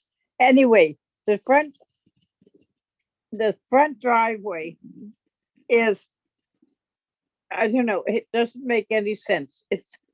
I don't think Eastern Street is to start picking out new and creative driveway paving. I don't like that area of the 3-inch paving on both sides. I don't like it coming up. So you see it, what it shouldn't run behind the dot one. I don't know what, but it's just not good. To fit in there. It just, I don't know what to come up with. Most people don't complain about the pea stone, that it is dusty as stuff after the first rain goes in. I don't think it breaks down. I think it's more typical with down there. I think it's too big a area to brick in all the way. Makes it much too formal. I just noticed on this drawing that they're going to cut down existing trees back down where you get the lawn and it goes down to the harbor. If they cut down existing trees, that makes it more visible. And then you have all the bluestone. They say the bluestone pavers are on flexible base so that their water can pass through. But the other two driveways just disturb me, and I don't know, you can't hide them. Actually, you'll see them from both the harbor, particularly taking down those trees. So I have a problem with it. I have no answer, but I have a problem with it. Okay, thank you, Diane. Joe? Yeah, let's see. Starting on the water side, I appreciate that the bluestone patio's been pulled back, as I think that's going to greatly improve the view from the water. And if there's a way to keep those trees that Diane mentioned, I think that would be great. Maybe that's a leftover from when it was going to be a patio. I also think looking at this from the water, even though in plan, this grass and bluestone paver looks severe, I think viewed obliquely, it's going to read as lawn. That said, I do think it would be kind to your neighbor for sure to have a problem with hardscaping this from property line to property line. When you've got 6 feet on one side and then 6 to 9 on the other, I do feel like you could soften the edges of this a little bit. The apron, fine. And I do think that the granite paver is unusual for this area. And I think you should consider looking at some combination of brick and grass and granite if you still want to keep the granite in there. But I think that's probably, I have the most concern with the visibility of that. Now your street image is compelling with the privet and all that. And it really does mean that view to the front steps across these pavers is important. There's a lot of pedestrian traffic here too. So a lot of this is going to get viewed obliquely. So I think that's why we're spending a lot of time on it. Those are my comments. Thank you, Joe. Connie? Yeah, so kind of the same thing that Joe said. Appreciate the bluestone pavers being reduced. However, my concern is for those existing trees. If there's a way to keep them, I think that would be favorable. And as everyone else said, the driveway is concerning. It's kind of harsh, the granite pavers. If there's a way to somehow soften that, I would be much in favor. Thank you. Thanks, Connie. So, David, I appreciate the, removal of the exterior shower, modification of the apron. I think Joe hit it on the head. This is going to be viewed obliquely by pedestrians. We're typically here, we would see traditional materials and traditional patterns. Whereas now we're seeing this really more contemporary pattern and material use, which is atypical, both at the front courtyard and the sides. Again, primary concern is what's visible. I think that given the extent of it, it's also inappropriate as proposed. And those would be my thoughts. What would we like to do with this? Okay, Al? Thank you, David. Yes. Val asking the question. Hey, Val. What is on the side property lines? I see, if I'm looking at this page, like north, where you have the detail of the driveway, it looks like there's a fence on that side. But Yeah, the there's, lower side, it just says split rail fence. Is there any sort of vegetation there? on the west side, at the bottom of the drawing, there is a split rail fence and some vegetation, which is primarily on the neighbor's property. So it's really a zero lot line kind of landscape plan. And I can take what Joe says with planting up some of this area here. We get kind of tight back towards the back of the house. But to answer your question, split rail fence with vegetation on the neighbor's side. Mind if I say one more thing, Chair? 1 sec. Sure. Any follow-up on that, Bill? No, thank Okay, you. Joe, and then, Yeah, Dave, thanks for taking our concerns into consideration. And removing the shower. But the last time when we were talking about the shower, I Yep. actually thought it might be to your advantage if it was moved, if you wanted to keep it. If it were moved to this 9-foot side, I think that you could create some kind of layering from the street, maybe using the fence and a gate or some kind of enclosure that would really give us 2 layers of vegetation from the road down this side yard. Right. Just something to think about if as you're contemplating how to deal with the property line over there. Thank you. all right, so I have 2 follow-up comments. One, David, appreciate the clarification. That split rail fence, I think, is going to make the whole of the side to the west visible, at least on an angle.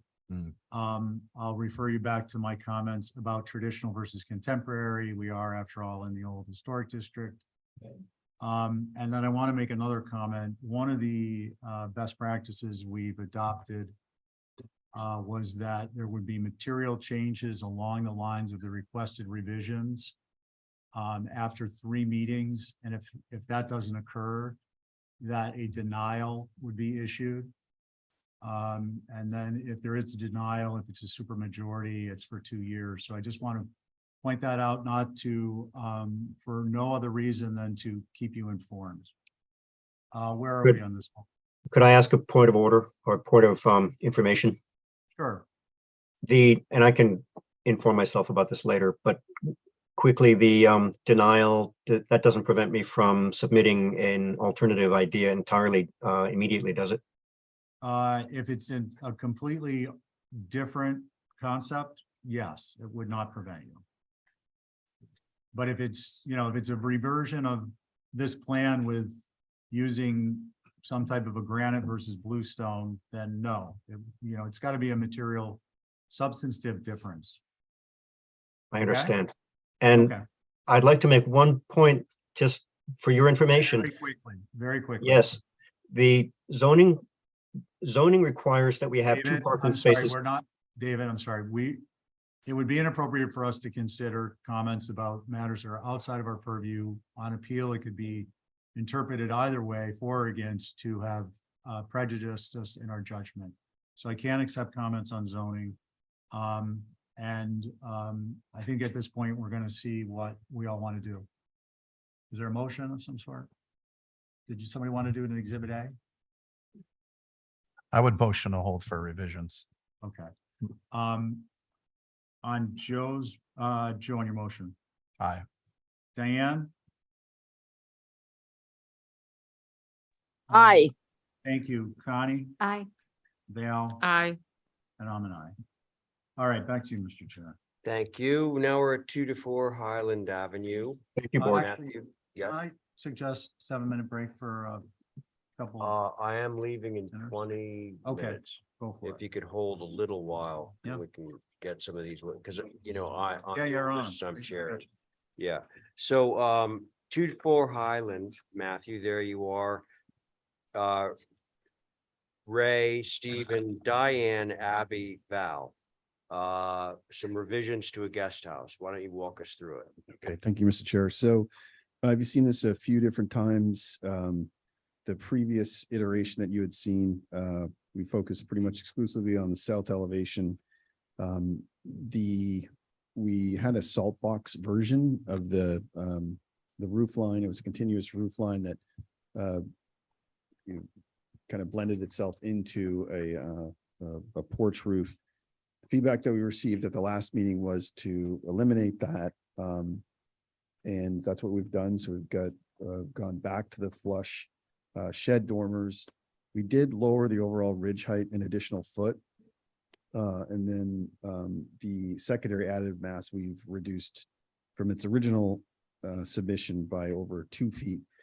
The ceiling heights and the stairs to get you up to the second floor are pretty much maxed out in terms of what we've got for headroom. So we've really tried to lower that secondary additive piece, if you will. We've also lowered the eaves, so the eave lines align with the meeting rails. Made some minor fenestration changes to the 2 windows in the secondary additive mass on the left side of the south elevation. Those are previously larger windows. And then have made some minor adjustments to, not to be repetitive, the pent roof on the side door, the primary door on the west elevation. So with that, look forward to comments from the board, Mr. Chair. Thank you. Thank you, Matthew. Holly. Thank you, Mr. Chair. So appreciate the reduction in height. I note the original application was at 24.4. Now we're at 22.9. Either way, it's better. I'm still concerned on the layering effect of the gable ends. Appreciate that the meeting rails meet.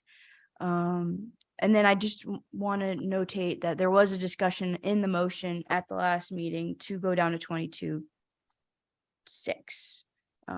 So those, I know it's only a couple inches, but I just want to notate that for the records. Those are my comments, Mr. Chair. Thank you. He made a transposition error. The 6 is an upside down 6. It's a 9. Typo. Is there any concerned or neighbors or abutters that want to speak on this? I do not see any in the queue. Okay, very good. Mickey, it's your turn. Yeah, we feel that Matt's really addressed all of our concerns, so we don't have any problem with it. Mickey, thank you.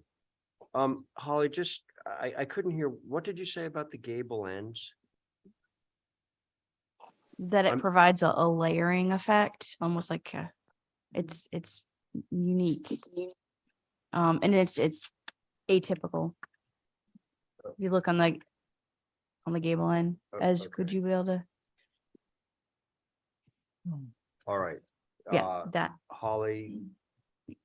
Oh, I see what you're saying. Yeah, no, I got it. Okay, thank you. All right, it's to the board. You know who you are. Who wants to speak first?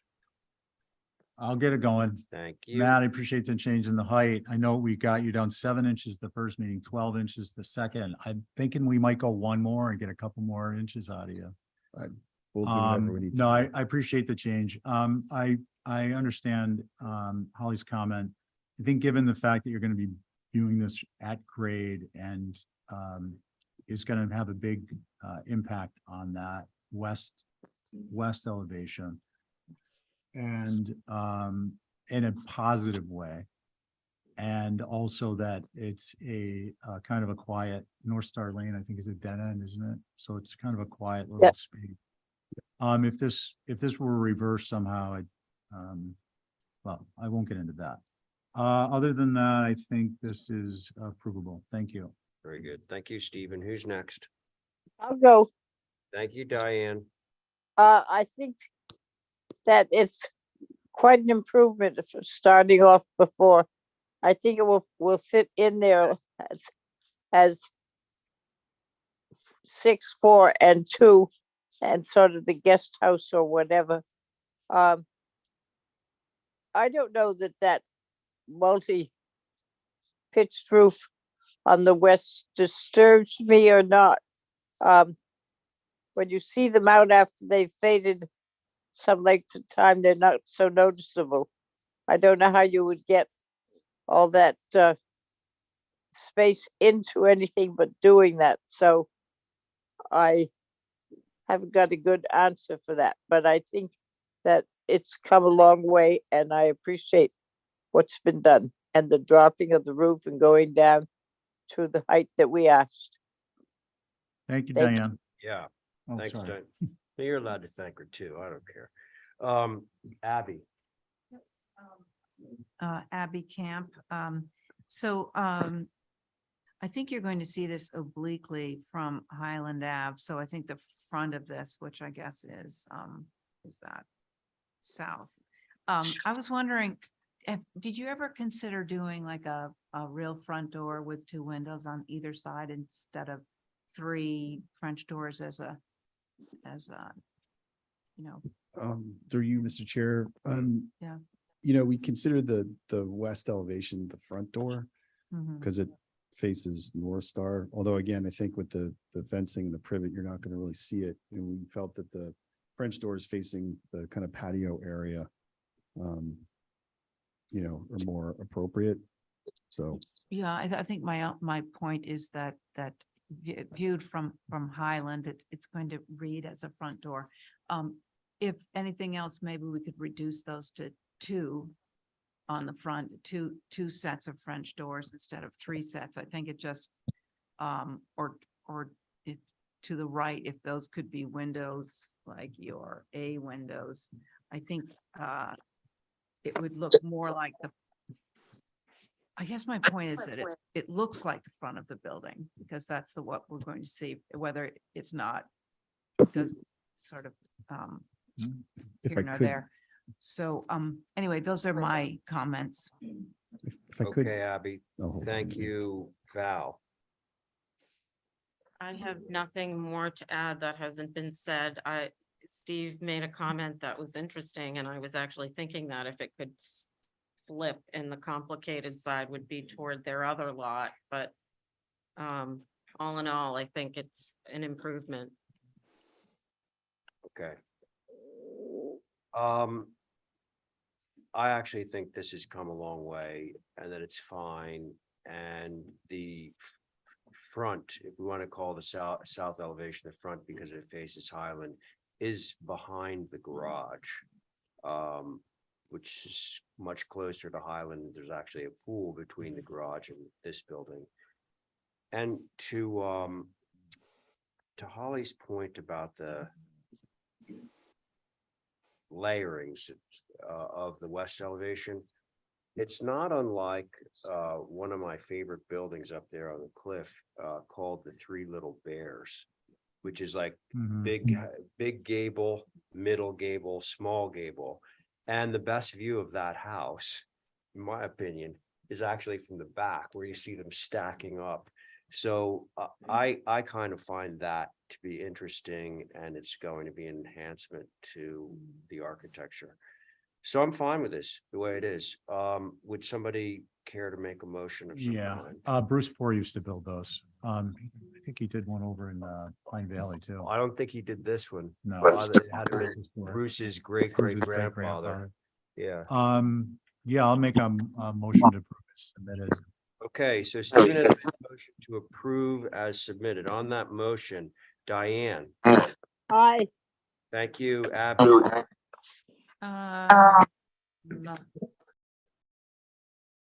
I think it's Reverb. Is he here? wait, hang on, Abby, sorry. I'm a nay. Okay, Val, Hi, and Stephen on your motion.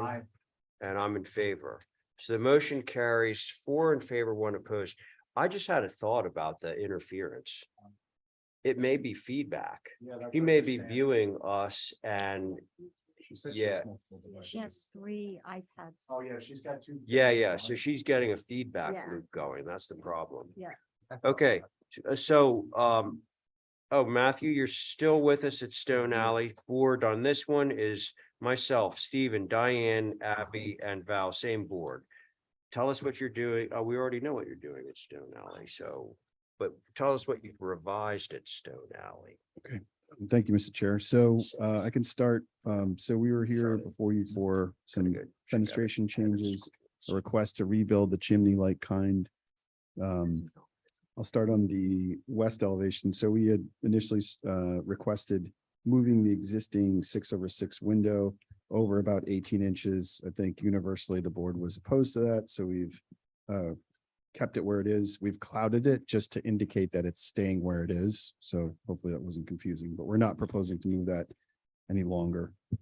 I'm sorry, through Mr. Chair. Yeah. Matt, can you clarify that? I didn't hear not do what any longer? Sure. So on the west elevation, there's a single window on the second floor and it's in a Gotcha. fairly awkward location, but we can work with it. We had initially requested to slide it over to the right on the west elevation by about 18 inches. After getting feedback from the board, I think there was no support for that. So we're not proposing to move it any further. It's staying exactly where it is. We've clouded it just as because it's a revision, but there's no change to that window from where it is today. Thank you. Finished, Matthew? Actually, just a couple more. Hmm. The only other change was on the north elevation. And we had proposed to introduce a cottage style window to clear the countertop height. So it was a 3/6. I talked with Mickey about some alternatives that may make a little bit more sense. And so while we are showing the cottage style windows, so on the elevation that's up on the screen now, the preference would be to just stick with a 6/6 window, which we can do. So we can use the same 6/6 window that's in there currently. We would just be raising the header height to match the existing main mass, the historic portion of the structure that we're not really touching. So in lieu of those 3/6s, we can make those 6/6s and we would just align the header height. So that's something that while we haven't proposed it as part of this submission, and I subsequently talked to Mickey after we had submitted it and he had suggested that. So we were happy to do that. There's the outdoor shower, which was actually submitted as part of the landscape plan, and there was a elevation drawing of it submitted. So we've omitted that from our application. And then finally is the chimney request to rebuild the chimney. So per the board's request and Holly's request, we had the mason go out there, look at it. We actually had our structural engineer go out there, look at it. We've taken photographs and documented the condition of the existing chimney. So if everyone's had a chance to look at those photographs, you can see that the chimney's in really poor shape. It also has pretty much about from grade up about 4 feet. There's significant water struck brick, which would be indicative of like 70s, 80s. So it's highly likely that this chimney was rebuilt somewhere around that time. Again, we're looking to just rebuild it exactly the way it is. If we could keep it, we would, but the photographs show that it's in really rough shape. That's all I have, Mr. Chair. Okay, Matthew, thank you. Holly, your turn. Thank you, Mr. Chair. So for the record, this is the individually significant Two Stone Alley, Eliza Codd's house that between 1858 and 1871, it was a barn that she turned into her dwelling. And again, for the record, the HABs and HDC survey that's on file is incorrect. We'll be updating that to reflect it accordingly. Appreciate the proposal and additional information. Appreciate not relocating that existing window on the facade, a character defining feature. For the clarity of the application, I would recommend to actually take that bubble off of it so it's actually clear that it's actually not being removed or changed. Appreciate reverting the brick, or excuse me, the back door to a V-groove door with the diamond window in the south, as actually historically on the structure. The chimney, I had a question on this. It actually wasn't bubbled. So understanding with the additional information about the chimney and the letter, it wasn't clear. So that probably should be notated if the commission's so inclined. And with all respect to the structural engineer, I would assume that he doesn't specialize in preservation. I would be actually more inclined to know what the mason who does this kind of work, what they actually say versus a structural engineer who's really looking at structural. There is such thing as specialized preservation engineers. They do exist. Do appreciate the photos that was included in the letter. I have concerns with removing the character defining feature, but I did want to make a note. Obviously it's to rebuild it as it stands now. And I would want to just have understanding that also includes those features that the commission's not necessarily have purview over, which would be obviously what it looks like in the interior. And one final note on the structure itself, the fact that this was a barn turned into a dwelling in the 1850s, more barns of this nature would not have had a chimney. So therefore the chimney would have been an additive component that Eliza Codd herself would have added on to. So yeah, yes, it might not be original to the original structure itself, but it is from the time that she converted it into a dwelling. But understanding that over time, like everything else, does have changes to materials, and brick would be one of them. So indicative of the water-struck brick. Those are my comments, Mr. Chair. Thank you. Thank you, Holly. Mickey. There you So are.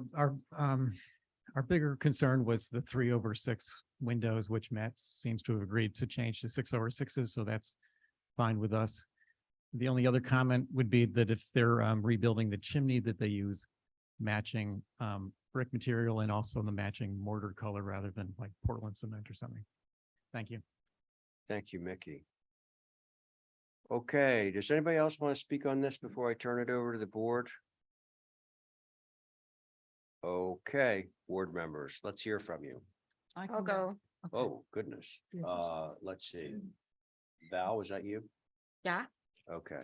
I have no concerns with what he's proposed, especially if they're gonna replace the chimney with the same exact kind of brick. We just need to stipulate that Yeah. in our approval. That's it. Okay, thank you, Abby. Yeah, I'd go along with that. My concern was that the mortar color is that old fashioned sort of dusty It's red, lime mortar. but well, not like the left side. I Well, think that lime, Mickey just mentioned it. Mhm. They used to use lime mortar, which is that different color. well, that's what I would like to see. And Yeah. there's also a special pattern here. I don't know if you want them to follow that, but there's a long, short brick pattern. Let me see what you mean. Oh, yeah, no, I totally see what you're saying. Yeah, it's not a running bond. But Flemish. Is that what it is? It's It might be. Flemish? That sounds right. Okay, well, we have very, very detailed documentation of the existing. So if that is indeed called a Flemish bond, I'll have to verify, but oh, that's interesting. not That's be. two different things. So Abby, you're fine with Thank you. those stipulations? Let's see, Stephen. Sure. Thanks, Mr. Chair. Yeah. Matt, I'm sorry, there's a lot of drawings in here. The exterior shower is still proposed on the south, visible from Stone Alley. Yes, it is. Okay, inappropriate. I think the chimney is, I'm seeing localized failure, but nothing that indicates systemic failure, which would indicate, outright replacement. I do think if that gets approved for replacement, it should be a replication, versus just an in-kind installation. And by that, I mean, pretty detailed replication. And I appreciate the changes to the windows. I thought the 3/6 were appropriate, but this is clearly going to be simplified presentation from the Stone Alley perspective. And I appreciate the fact that you're not trying to move that window, along the, front of the structure. That's it. Thanks, Mr. Chair. All right. Thank you, Stephen. Diane?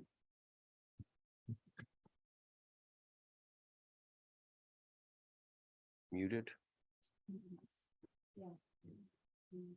Diane, you are muted. Oh, she's gone. Oh, maybe she's. Shucks. Oh, my. Boy, should we proceed? Yes. I kind of think we have Yeah. a. Can you hear me now? Oh, yep, she's back. Okay, Diane, it's your turn. Okay, I appreciate what he's done. We've worked for what, almost 3 years on this. And More than that, Diane, I know, but I only wish. right. So anyway, I think that it's going to pass. So the chimney, I think, has to be considered. Matt knows the color of the limestone that we like to use in the thing. The picture you just had, I don't want to fool around with it because it disappear again. Was harsh. I don't know, with some careful study of how chimneys were done and the size of the bricks and stuff, because chimneys vary, even some that were done from 1850 up to the 900, 9,000, whatever it is, needs to know. So that's all I would ask, was the chimney was carefully and restoratively done. And I believe that it can pass. Okay, Diane, thank you. So I'm on board with the reconstruction of the chimney using the same details. And you and Mickey have come to an agreement on the 6/6 arrangement, which we haven't seen, but will accept. All right. Yeah. Can somebody make a motion on this one for us? Mr. Chair, Oh, sorry, Holly. my only request would be to make a notion that the bubble is removed off the existing window that's Oh, staying, yeah. because it's not clear. Thank Right. you. We can also cloud the chimney as well. Uh, And then we also have correct. we had the building scanned when we started the project, so we actually have a 3D model of the original chimney Yeah. for detail. We would love a copy of that. Yeah, we should figure out a Okay. way to, that's side conversation, but we have a lot of 3D models that we'd love to upload. We just need the space for them. So Thank you, Mr. Chair. All right. So can somebody make a motion that I'll make a motion. thank you. I appreciate it. That would be through staff. Yeah. 6/6 solution as discussed. Here at the table, chimney replication from scan. Remove bubble around the front window. And that's the motion. Oh, And no shower. no, I'll do it. Shower. Okay, everybody got it? All right, so that's Stephen's motion. On that motion, Val, Aye. Abby, Aye. Diane, I there she is. I think I heard aye. Yep, aye. Aye, there we go. Thank you, Stephen, Aye. and I'm in favor. Okay, folks, I'm supposed to leave at 6, but I'm gonna hear one more. Mainly because I'm curious about the not anticipated within 24 hours. Do we have some kind of emergency down there? Mr. Chairman, Yeah. if I may. I was supposed to amend the agenda on Friday and add this to the agenda, but I was away. So I didn't get a Okay, chance. all right, so That's why. it's not like falling into the water. No, sir. Okay, got it. So I'm gonna sit on this and then I'm gonna have to leave. So here we go. 4 North Water, myself, Stephen, Diane, Abby, Val. Okay, Thank you, Mr. Chair.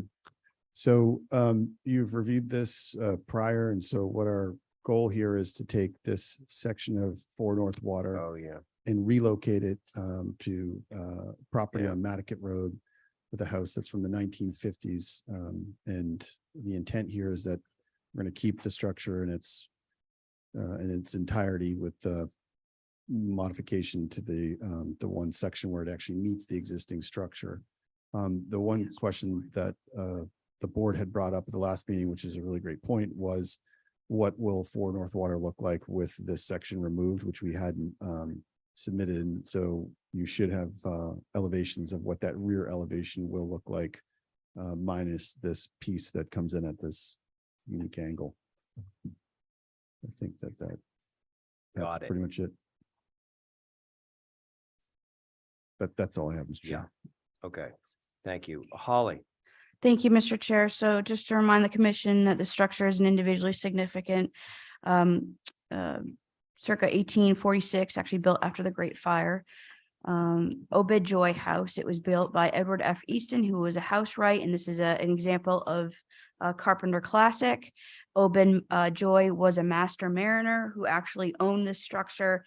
At the time of the Sanborn maps actually show the rear addition back in the 1880s and 1890s. So again, this section of the structure has been around for quite a while, and I would be remiss if I didn't mention that. Appreciate showing what the rear, which is the west elevation, would look like with this being removed. However, removing this section that has been in existence for over 136 years is not appropriate. So those are my comments, Mr. Chair. Thank you. thank you. Mickey, Yeah, we agree with what Holly just said, that these additions date back to the 1800s, and they should either remain in place as they are now, or perhaps they could be repurposed on the property into some new design. Thank you. thank you, Mickey. Anyone else want to speak on this before I give it to the board members? Okay, board members, No, I have a question. yes. I'd like to get clarification on the dates from the applicant of the structure that's proposed to be moved first. The date of the actual original construction. What do you have? What documentation have you found? What have? I believe it says 1864. It does show up on the earlier Sanborn maps. So I think that what I believe is that this main mass was from mid 19th century, and that these structures were added to it. I think that's definitely documented part of the history. Exactly when they were moved there, I'm not sure. So we can only rely on the early Sanborn map. Okay, thank you. And Holly, I remember seeing a survey sheet in here. So what are you basing your assertions on? Historic American Building Survey that was done on this property, which is available at the registry, the Library of Congress, as well as with a lot of our information available through NPT's site that they have available. This was done through an effort that the Nantucket Historical Trust did back in the 60s. It's available here. And Okay. where it says that this house is an unusual example of Carpenter Classic and Gothic window and other unrelated architectural details. There's also an extensive subsequent owners list that starts in 1846 when it was built by Mr. Easton, all the way up to the date at this time, up from 1955. I think what's noted is Matt had put in his office had put together all of the Sanborn maps that are available for Nantucket. And that went as far as, I believe, the 1880s, 1887 map, which clearly defines the same exact what you see from the aerials today. And looking at this list of property ownership, that was when the Joys owned it. Thankful Joy, and who was married to Obed Joy, who was the master mariner. And I just want to notate that there's extensive historical events that's connected with this structure, which is listed on this with Obed Joy. No, I didn't see it in the packet. Sorry to interrupt, Holly. And I apologize. I didn't provide all that, but yeah, it's Okay, it's so I available. just want to make I think if we have this, if we have a structure like this, we need to see all the information that relates to the historic structure in the packet. Just whoever does that, we need to see it. That goes to best practices, with respect to move off demos. And then Holly, just a quick question. In your comments, I'm just, it's informational. You mentioned the Gothic structure as being considered significant. And then are you suggesting that the reference to other non-related structures encompasses the rear first one-story structures? It actually indicates on here that the structure is built as it stands now, but with the back shed separate from the house. In recent years, which I'm assuming was in the 60s, the shed had been connected with the house and made it into 2 bedrooms and a bath. Again, discerning from the 1880 Sanborn maps that are available in the application, it's clear that it's been attached farther than that. Okay, so sorry, Mr. Chair, but I want to make sure. No, So the I back, want clarity. it says the back shed was connected in the 60s, Yeah, but that was done in the 60s, that section, that piece of body of work was done in the 60s. Right, so, and then it said it was recently connected, so I'm presuming that meant it was in the 60s. And then, but you're saying that the Sanborn map footprint indicates that these have been connected? In the packet, if Ez can put up the Sanborn maps that Matt included in the application, you'll see what I'm referring to, that the same footprint of the structure before you now goes far as back as the Sanborn maps that are provided. So I'm not. Yeah, and forgive making me, it up. it's been a while since we looked at this, so. And my tablet keeps shutting down. And Mr. Chair, through you to Stephen, I 100% agree that this type of historic information that I do during the review needs to be able to be provided to the commission as well as the applicant. Again, this is why we're doing our independent review, to make this process a little bit streamlined. thank you, Holly. There it is. I know, I figured you were mousing over it and looking up that it was.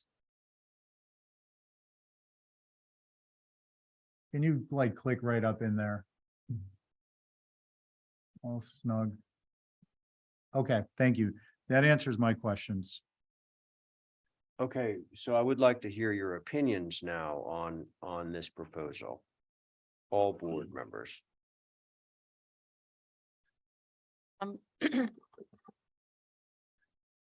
I have a sort of question. Go ahead, Val. and Comment.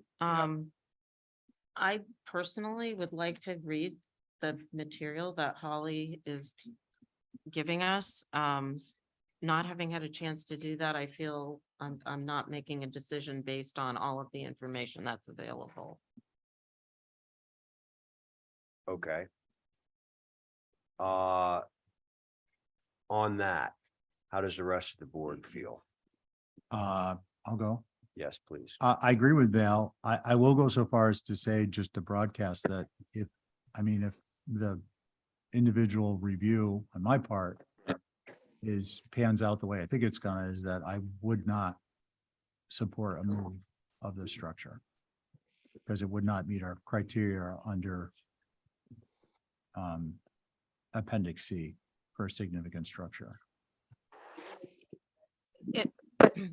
So I'm just saying that I don't want to, that's what my thought process is currently. If I review the information and I see some notes that seem to indicate that maybe this isn't that structure that was, that was in place, maybe I changed my mind, but that's not the way the wind's blowing right now. Thank you, Mr. Chair. Okay. Now, the other board members, should we just follow suit on that and review the additional information? Sure. I agree with this, definitely. Okay, so I think that what we should do then is we should hold this application, the moving on application application that follows until we've had a chance to review.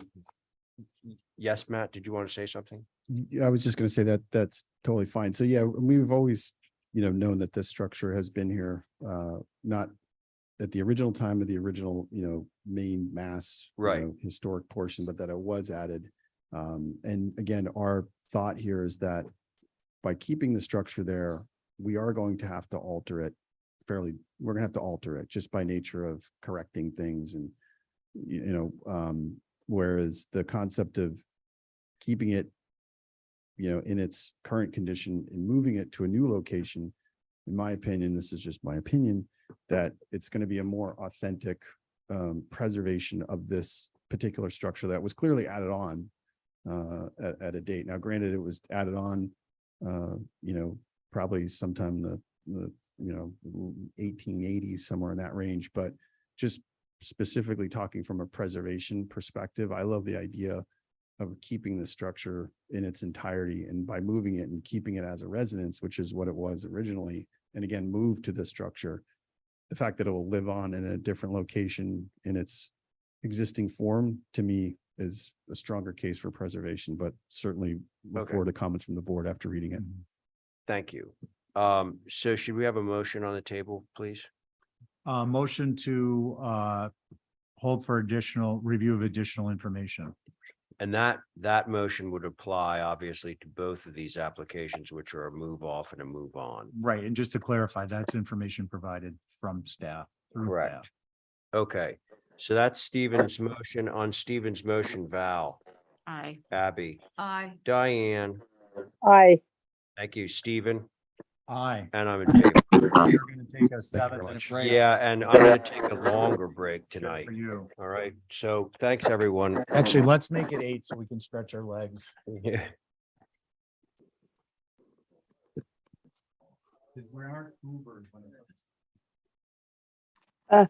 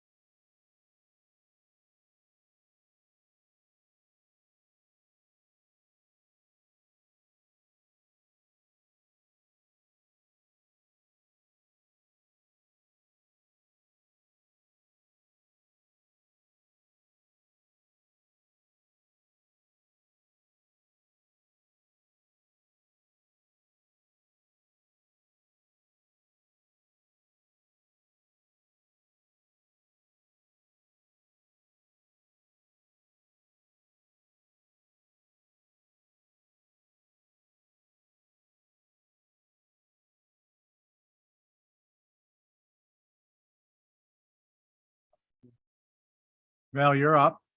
I know, I'm just pushing you along gently.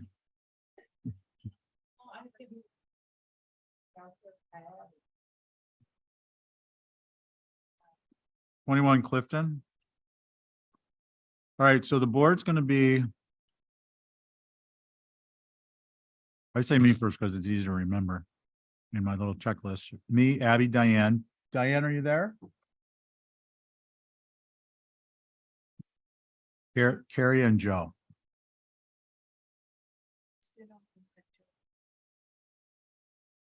Because they're gonna rotate in on everyone tonight because we're missing a member. Mhm. Are you okay with that? That's fine. Okay. And that'll get me through the next three. at least. Okay, Okay. Here, we hear you, Diane. I'm So- here. Great, super. So again, it's myself, Abby, Diane, Carrie, and Joe. Val, why don't you start when you see it? Okay. This is a proposed barn structure with an apartment over it for Jason Davidson and his wife Amy. It's 1,500 square foot footprint, natural to weather trim, terratone sash, black roof. It's about 800 feet off the road. Next to another barn they have, if you go back to the front page, I had some photos of where it's going. You can see in the air.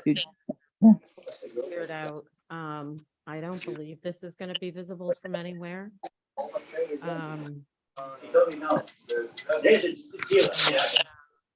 Yeah, I don't really think there's much to say about it. It's a garage with an apartment and, Looking at you, sorry. you know, he needs the equipment storage. Okay. He's an excavator. Yeah. But happy to answer any questions. We'll get back to you with any questions. Okay. Holly? Thank you, Mr. Chair. So just to mention that this is in the Plainfield area of Sconset. It is outside the OHD of Sconset. My only concern is how the second floor deck and stairs are proposed, a little atypical with, and maybe the stairs could go closer to the structure. And I was just wondering, appreciate the context with the other building that I think that was moved on the site. How it Yeah. relates to that existing barn, if any way, shape or form, as far as same shingles, same fenestration, if there is any fenestration on that existing barn, just to how did the two tie together? Other than that, those are my comments, Mr. Chair. Thank you. Okay, thank you, Holly. Val, can you address that? Likeness, not likeness? No, I think it relates fine. That building has virtually the same colors. Well, it is the same colors, 1/1 windows.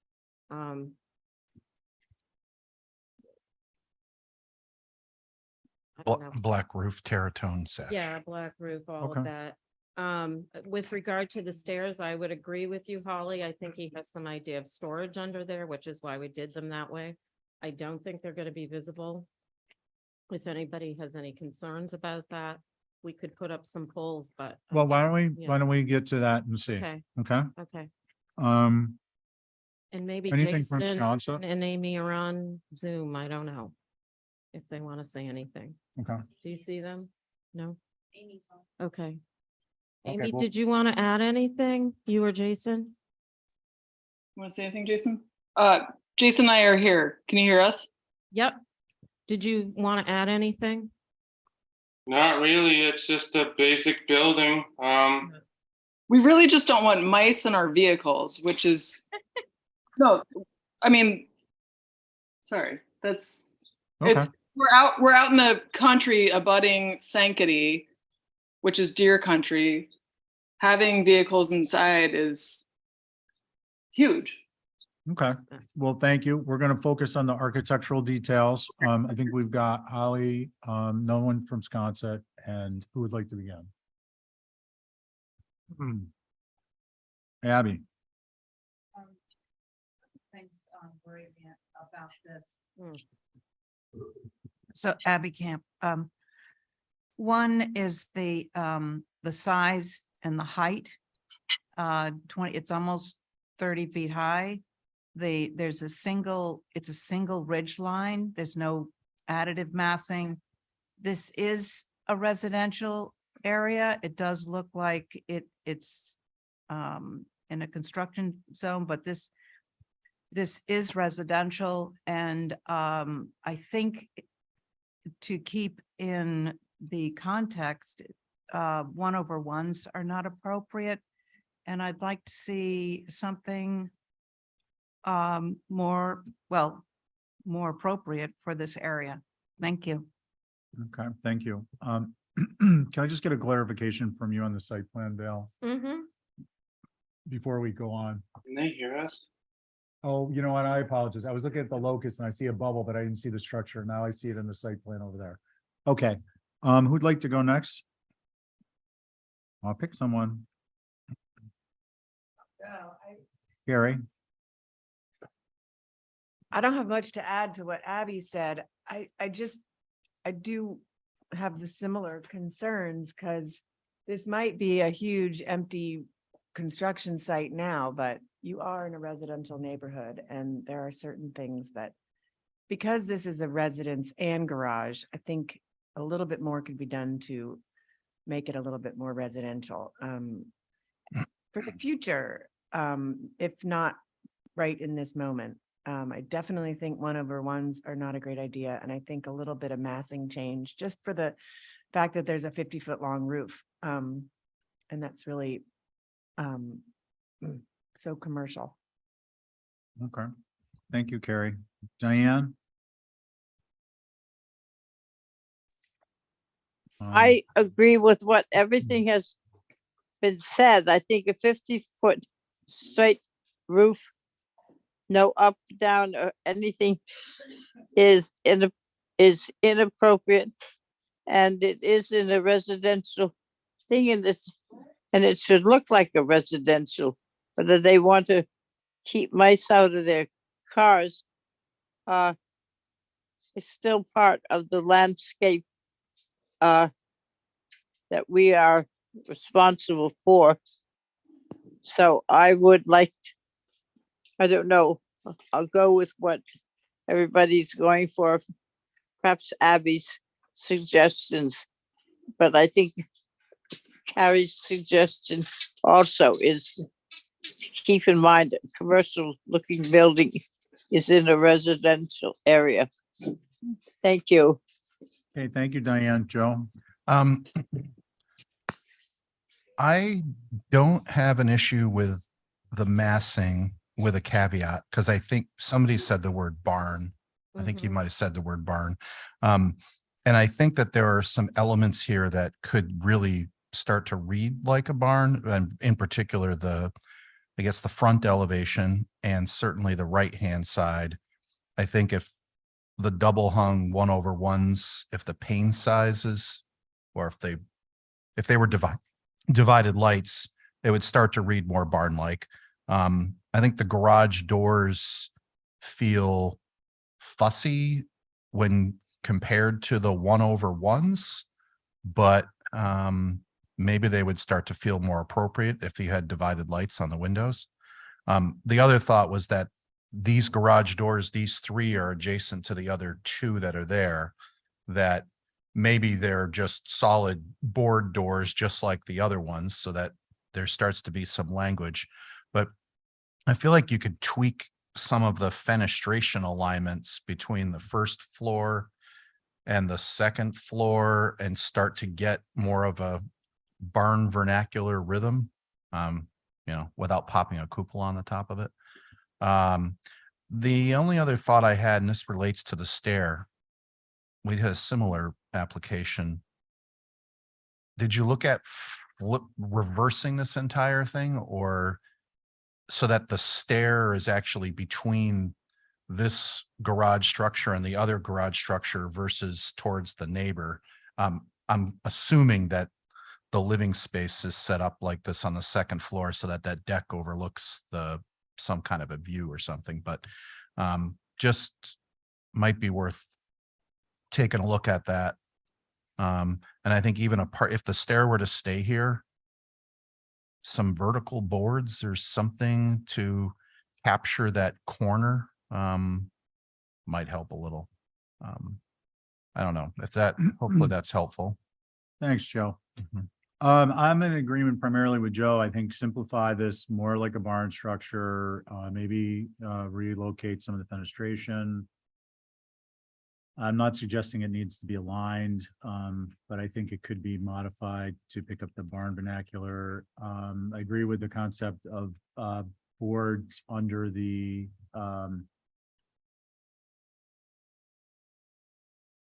deck. I think a step down from the French doors to the deck would be beneficial because you can drop that Mhm. 8 inches. There's a lot of height there. I do, I'm looking at the site plan. This is primarily a rural residential area. I'm gonna suggest something. Well, if I may. I'm Okay. gonna finish first. Thank you. This is a rural area, given it is a lot at the rear of Clifton, 2 lots, and it's on the rear from Burnell. So it's not like the hydrangea or how do we say that? Tuwadi? yeah. Wadi. So I mean, those to me read as residential and this is more farmland. So I think the barn is in keeping with that area, but I think it needs some modifications and simplifications. Val, you wanted to comment? I did. Mm. I think I'd like to suggest we put up some poles because I really don't think you can see any of it. I typically would agree with everything you're saying. But if that's not gonna make a difference, then I'm not gonna bother to have them do it, but I really think it's important for you all to go and see where this site is. I was gonna suggest a view, only because I know that's an access road in the back after Burnell Street, that. And road- see what you can see of the existing barn. So it's a private road. Okay. So why don't we get, do you want to be making any revisions at this point, or do you want to just do a view? I think I'd rather have you guys view first and then come back and Okay, based on Right. your visibility, Okay. discuss some modifications. fair enough. So why don't I'll make a motion to hold for for a view. Okay, Diane on your motion, Aye. Abby, I, Joe, Aye. Gary, Aye. and I. Okay. Vale Oliver, 171 Orange, Okay, remove Dan? non-historic L. So it'll be me, Abby, Diane, Carrie, and Connie. Okay. This is Danny Hello, Mooney. Dan Mooney. He's the owner. Good evening, Dan. And his Welcome to wife, HTC. Anna. So you all know the house, Mr. Mooney's blue house on Orange Street. It's circa 1850. I knew that. I couldn't find a whole lot of history on it at the NHA or anything, but what I was able to find, or we were able to find, is the actual building permit and the approvals of this nub that we want to take off. It was put on to have a hot tub in it, and there is no historic value to this little L at all, as evidenced by, you can see the plans that were approved in 85, the building permit.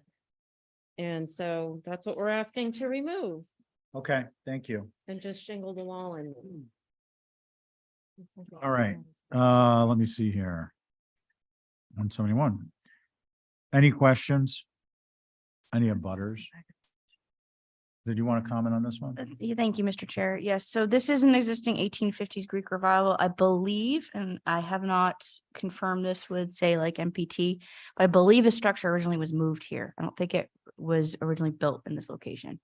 With that said, thank you, Val, for doing the digging and finding when this 1985 rear L was added. Appreciate that that's included in the files, and I have no concerns what's being proposed. Thank you, Okay. Mr. Chair. Thank you, Holly. Thank you, Mickey. Who'd Can I like ask to you a go? question? Yeah, When you take Carrie? it off, Carrie Thornwell, when you take it off, is that window going to be exposed again? Is that what's gonna be there when you take the bump off? What window? The transom window? Nope, it's one of the original, it looks like 6/6. that was there before. Danny, they are you added gonna it? put a window back in or I just believe shingles? just wall. Yeah. Back of the house wall, okay. Any other See, questions? Yep, Diane, go ahead. can I just give you a little bit of information? You That may. house was next to my house. It was moved from where, what is now my, part of my yard out there. Interesting. Yeah. I knew I should have asked you. Oh, God. Diane, you want to go ahead and comment? No, not yet. I don't know yet what to remove. I look at it every time I go by it when I come up here or go, go to the HCC and all that stuff. What is in back, I haven't remembered. I did know because I used to go there and visit his father, but have somebody else go first and let me look. Okay, May I just point something out? if you may, if you might. If you look at the photos from the street where, and I have a red arrow, you see that's where the bump is. There's a fence and a hedge there because there's a pool right there screening that. So I don't think the visibility is huge. Carrie, Yeah. I went already. you did? It was so, I'm so- I was mesmerized. I must have been lost in the comments. Abby, No concerns. Diane, No concerns, I guess. Connie, No concerns. and how about a motion? Motion to approve is submitted. Oh, you got the golden ticket. Diane on Connie's motion, Aye. Connie, Aye. Carrie, Aye. Abby, Aye. I'm an aye, carries unanimously. Thank you. Thanks, Val. The next one is Tuckernuck alterations. The board will be myself, Abby, Diane, Connie, and Joe. I just crossed out the whole thing on the rotation, so that's all right. This is the chopper. I gave as much history as I could find on this, which was pretty interesting. Yeah.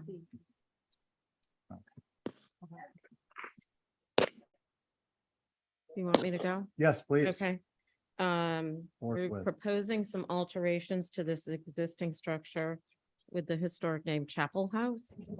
It was built Right. circa 1880s and Aratus, I think was the original name of the owner or builder. Oh, it was Chapel, okay. So we are proposing to remove a chimney and then add another chimney. Reshingle Down here. everything, new windows. Aye. Add a porch on the north side with some doors. And that's it. Okay. Holly. Thank you, Mr. Chair. First, I wanted to let the commission know, after receiving an application for Tuckernet, I did reach out to Tris, who used to review applications and is well versed in Tuckernet history. I have not received any comments back, but I wanted to let you all know I did do that over the weekend. With that said, there is a Form B updated HTC survey from 2000, I believe, available through Macris, actually also available through our GIS. And there's also a very detailed form, an area form for all of Tuckernuck, which is pretty cool. Also available through Macris. So I highly recommend anybody taking a look at that. I must need an in-service on that. I'm working on that, Mr. Chair, through you. I'm working on doing a step-by-step on the town's website to go, okay, this is how you click on, and anyway. So there is an HTC survey on file. It's a circa 1893 Aratus Chapel House that he built. He was a mariner. He was also father of James Everett Chapel and Eleanor Chapel. So Ruth was also in that family. And he was a crew of Muskeget Life Saving Station, so pretty prominent in Nantucket's waterfront history. Replacing windows to SDL are not appropriate. Replacing, restoring like kind, more appropriate, and a window survey would be required nonetheless. Removing the historic chimneys that are character defining features to this 130-year-old dwelling is also not appropriate. And although the interior is not HTC's purview, this also means completely removing an interior fireplace, hearth, flues for a wood stove for the new chimney proposed. I will note that it is an odd location, and I'll refer to the building code people, but it did seem too tall in the proposed location. The large 2/2 windows and doors that are in the structure are character defining features of this dwelling. However, I'm not sure the proposed porch doors are appropriate, although I do appreciate how they are similar to the 1880 screen door, which is in the photo that Val provided. Thank you for that. Which is considered the front entry of this home per the Form B that was done and approved. There should be a door schedule of the new doors proposed, and I note that Anderson windows for this historic structure are not appropriate. So those are my comments, Mr. Chair. Thank you. Okay, thank you, Holly. Is there nobody's breaking down the door to speak from Tuckernuck? No, but I have interest. I do have a hand raised. Oh. Okay, let's see who it is and what. Oh, Lawrence it's Clark. Mr. Clark. Okay. Oh, Yep. okay. So why don't we let him go ahead and speak? Good evening, welcome to HTC. Thank you. Can you hear me? We can. Okay, first of all, the house, the family house is called the Chapel House. Just a little point there. And the structure, we are trying to redo the windows. We have a painter from Nantucket coming over to see if he can restore the windows as they are. And the only addition would be to put storms over them. Okay, so we're not replacing them. Well, we don't know yet. Okay. We're gonna see. They're checking this out this fall to see if we can just save all the windows. Okay. Okay, thank you. That's helpful information. Let's see, who would like to go? Is, Also, can I just mention one other thing? Yeah, go ahead. Thank you. The chimneys are completely rotted out. And I'm sorry. so I'm sorry, Lawrence, could you rephrase that? I'm sorry, all the chimneys have not been used in 30 years and are all rotted out. And, Rotted out. Okay, thank you. and either have to be replaced completely, taken down and completely replaced, as does the entire sill of the building. I mean, it hasn't been lived in years. Okay. All right, thank you. Let's see who'd like to go. I can go. Abby. So this is my, these would be part of my family, and I went to Tuckernuck as a little girl all my life, and I think the revisions are in general are good. And I think the chimney, although not as appropriate as the original, I think it's okay. I would look at other chimneys in the area to get exactly the same dimensions as what exists around the neighborhood, so that it ties into the rest.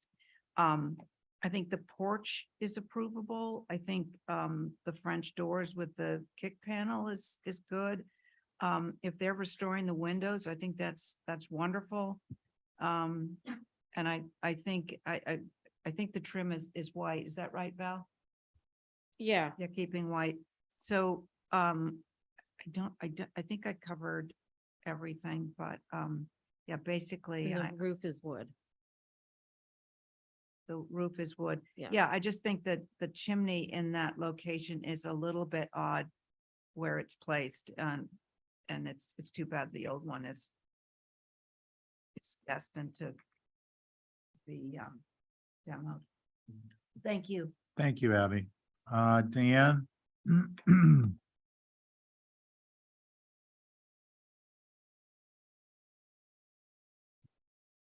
Diane, you there? Yeah, here I am. I Okay, said, great. Yeah.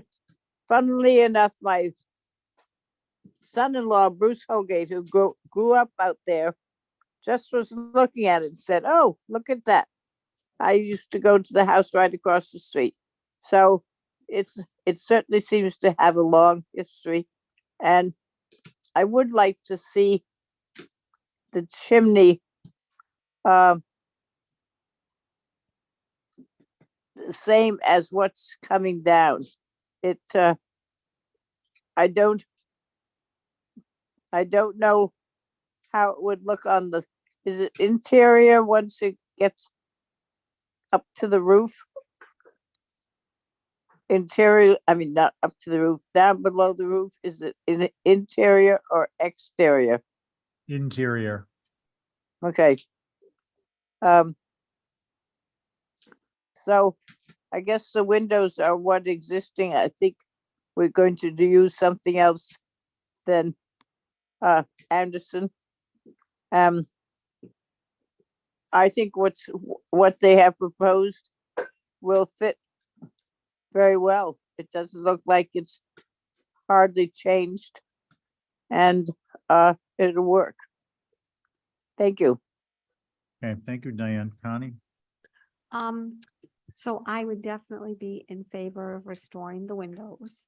And I'm not so crazy about the fireplace, being moved and converted to a wood stove. I would like to see if it's possible to keep or rebuild the fireplace as is. Thank you.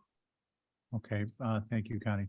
So, yeah, I think the fact that you're gonna have a chimney there, I think it should replicate, the more, if there is a more age appropriate chimney, then it should replicate that one.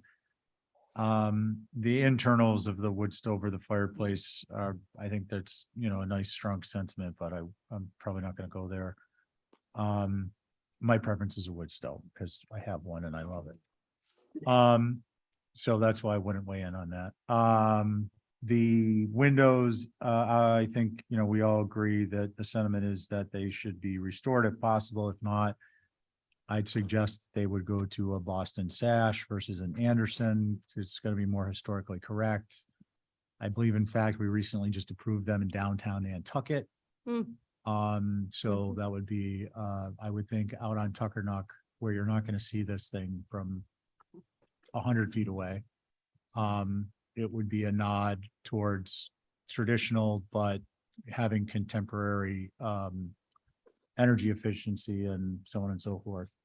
So those are my thoughts. Am I on this? Oh, I'm sorry, Joe. Are you? I thought you said so at the I beginning. did, and I totally skipped you. I'm so sorry. It's the witching hour for me. I've been up since Yeah, 5. I'm sitting here formulating thoughts. I just wanted to make Been up sure 14 before I say hours. so. Okay. Oh, I have a couple of comments. This is a question to you, Val. On the plan, I'm looking at the north elevation with the porch elevation, and there is the door, and then there's the oversized 2/2, which matches, looks like the other ones. Yeah, And then there's a smaller one. right, that's a kitchen. And on the plan, though, it shows the Oh, you're same, right, I changed the it. same window. Yep, And I would be in favor of them being the same window yeah, if you could make that work.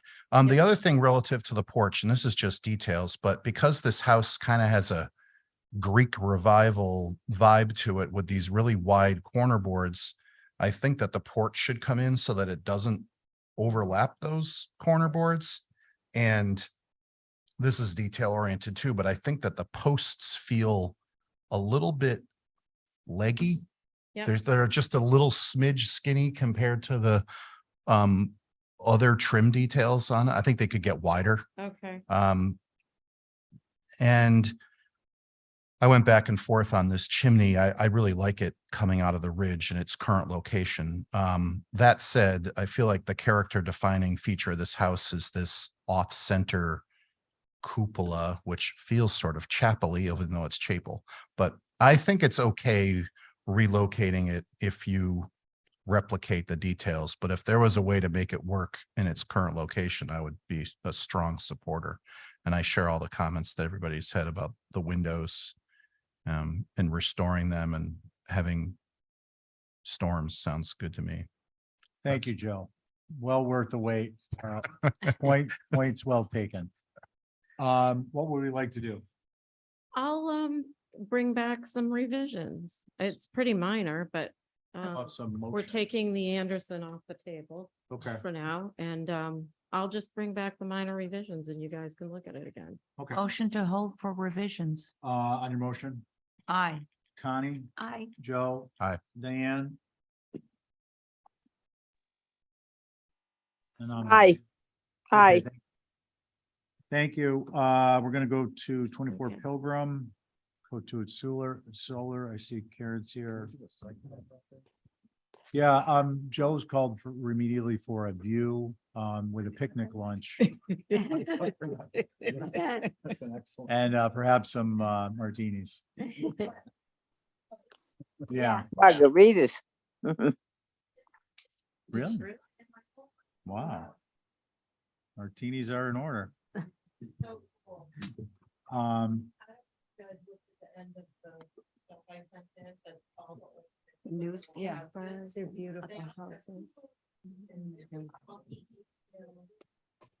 I really appreciate the upbeat energy we have going on here. I want to direct it back to the next application. Karen, when you see your site plan, why don't you hop on the HTC train? Okay. Yeah. You ready for me? Yeah, didn't I just say, Karen, when you see your site? I mean, it's a large solar installation on a lot of different roof planes, but this property is surrounded by very high hedges and high brush in the back. It's like a wetland in the back and nothing in the back is visible. And even the front stuff is not going to be visible because the front dormer it's high and shallow, and when you stand there, you can't see the top of it. And then there's a side, you can see the two arrows, the blue arrows. There's a side dormer that you also won't be able to see the panels on it. And those are the only pieces of the house that are even visible from anywhere. So Karen, Yeah. just before you go on much longer, I actually reviewed this for consent and I meant to put it on a view. Like, did I? I don't think I did that. So just the idea, so like if we come in with a view, it gets a separate line and then let everybody know. But my apology, I had intended to do that. I think a view would be instrumental in making determinations, and I would suggest that we move to a view so we can do that and pick it up at the next meeting. Okay. So Next Tuesday. next week. Yeah. Is everybody okay with that? Yeah. Okay, how about it? So our board on this is gonna be me, Abby, Diane, Dale. And Carrie.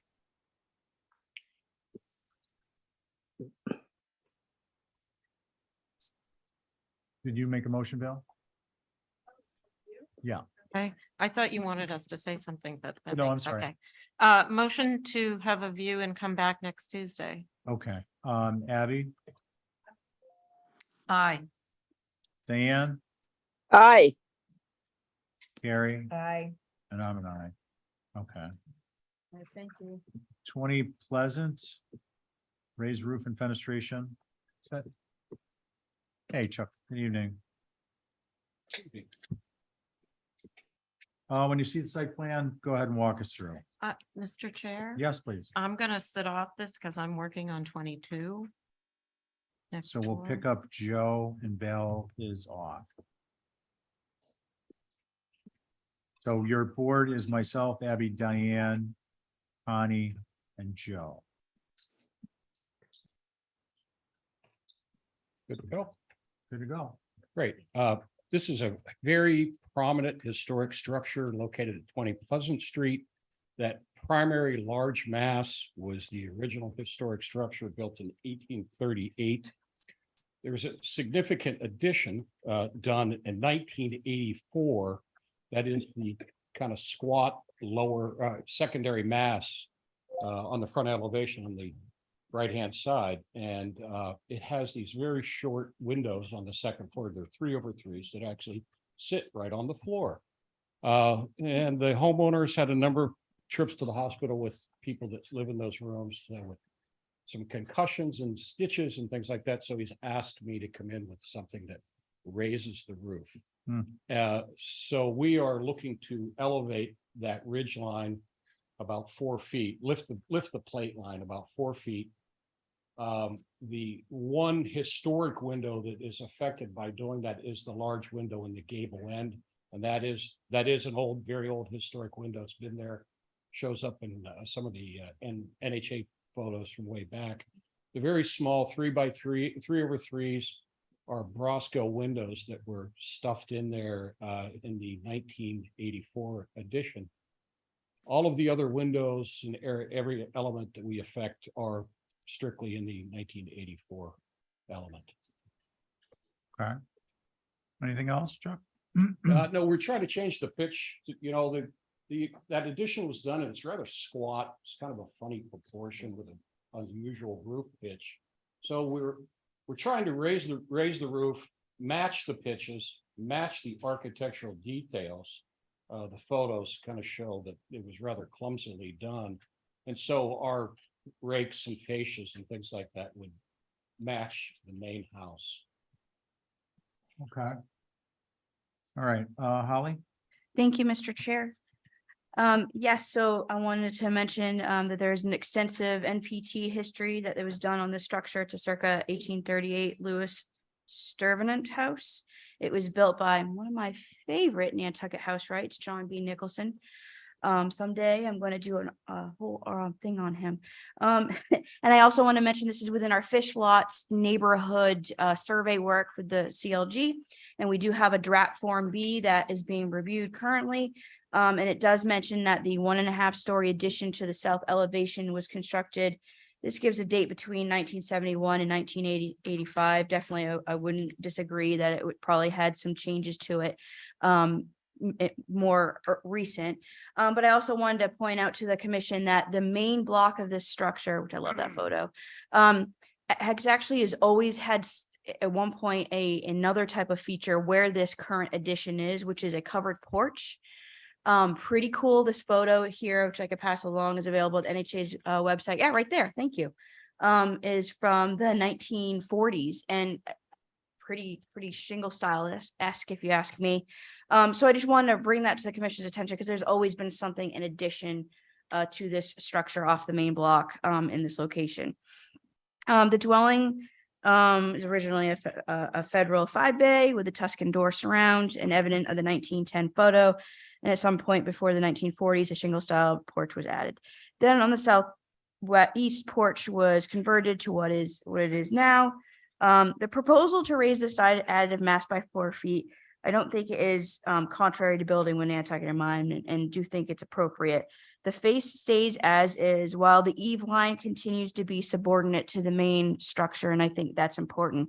I do, however, agree that there is concern with that gable-ended window since it is original to the main structure. So with that, I'm wondering, especially on the main block, I'm wondering if there's any way to accommodate what the owner wishes to have done to this structure to provide the actual ceiling height and so there's no issues on the interior, but also somehow accommodating that window some way, shape, or form. Maybe not having it elevated to a complete 4 feet. Maybe there's a difference in between. So those are my comments, Mr. Chair. Thank you. Okay, thank you, Holly. Mickey, did you, actually, I'm sorry, Mickey, I just want to be consistent. Is there anyone in the queue that might identify as a butter? No, sir. Okay, Mickey, please. So, adding the extra height to this already really large addition, which is right on the street, it seems like a little bit too much. I'm wondering if there's other options that maybe they could use, like 1.5 stories, maybe gabled dormers on the street side, but keep the roof line more or less 1.5 stories. It's a lot of building. It's going to be the longest building on Pleasant Street, essentially. It's the longest, it's just a lot of building right on the street facade. Okay, So thank you, Mickey. Okay, again, it's myself, Abby, Diane, Connie, and Joe. Who would like to begin? Well, I'll go. Okay, thanks, Diane. On the existing southeast,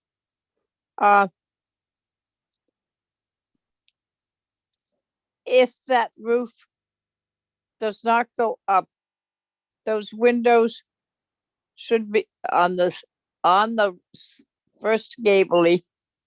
Those two windows on the top should be separated.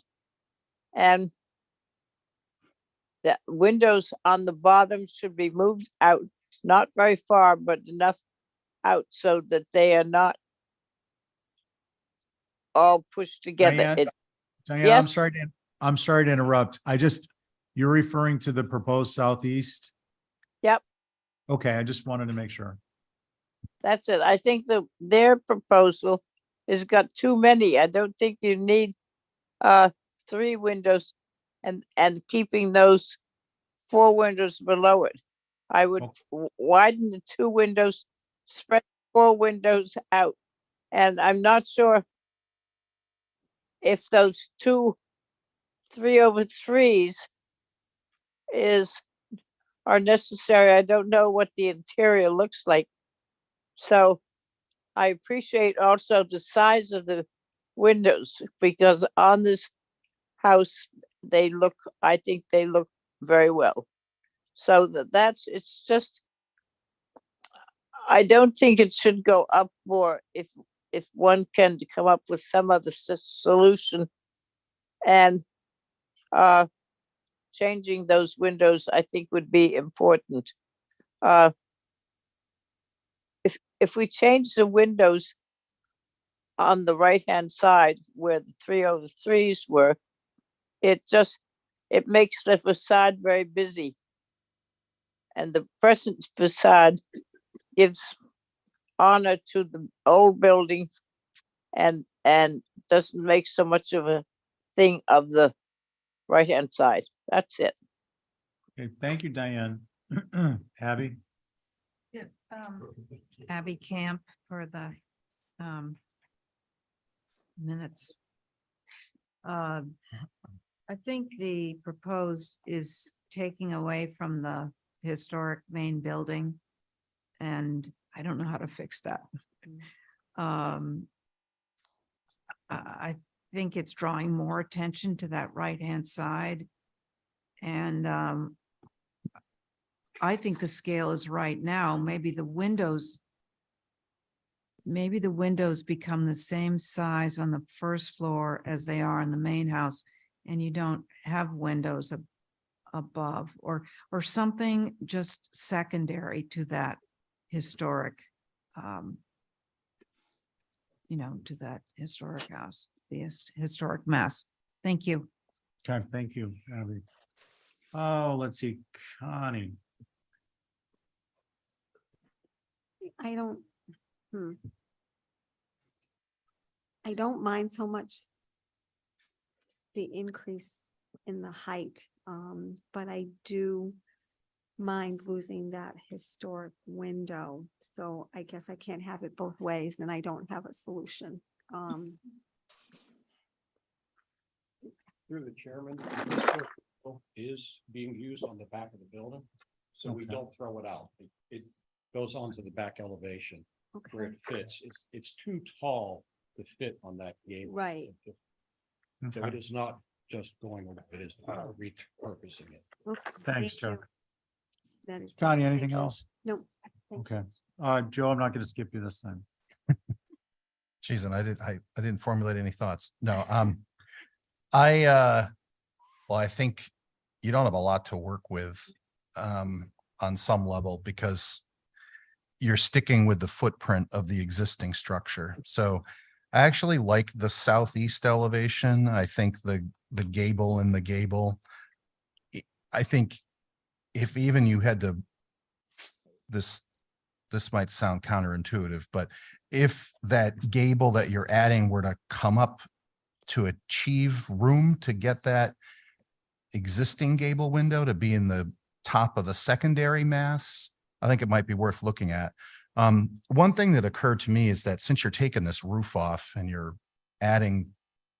extending the plate height, if on the second floor you only had 3 windows and the gable were to stop and then shift to a shed, so you've got 4 on the first floor and 3 on the second floor, maybe that would mitigate it. It does feel a little bit like a wall, to Mickey's point about this structure on the street. By making this thing taller, it really is overwhelming in terms of length. It's like 2 houses attached to each other. Those are my comments. Okay, thanks, Joe. So I'm not going to design the table, but I think the solution for this is to not go up 7 feet something, and to go up maybe 5 feet something. So that at the eave, you have, your window, your wall would be, dresser, bedstand height. These windows could be 3/6 as opposed to the existing 6 light, and as opposed to the proposed 6/6. I think that would get you, and if it's 4'9.5", and that gets you that 3rd floor window to be salvaged, I think that would be a good, strong element. And you could also bury the windows in the header to get a little bit of height. If people are banging their head in there now at a 4'9", you're gonna have, a big increase in space. The other element that might be considered is a hip on this, extend to the far right, hip that off versus having it just be a full gable. You lose the window, but frankly, I think you need to lose that window. I think it's too tall if you look at the proposed southeast.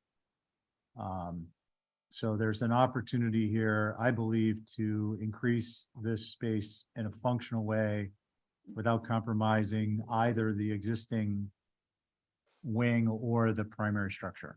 And those are my thoughts. So I make a motion to over revisions? Please, Diane.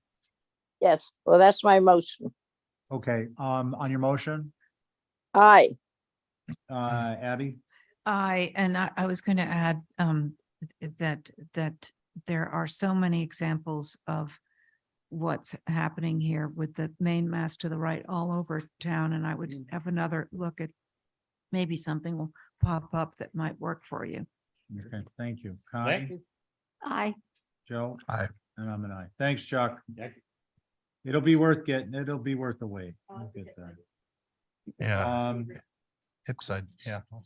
11 Chatham. Is Mark on Zoom? Val, are you back or no? Can I? You don't have to. I've just got to figure out who's sitting. Okay, yes, please, no. Okay. So we're gonna hold on that. Roof replacement link. Is that you, Tori? Val, you still off? Yes, please. So it'll be me, Abby, Diane. Carrie. And Connie.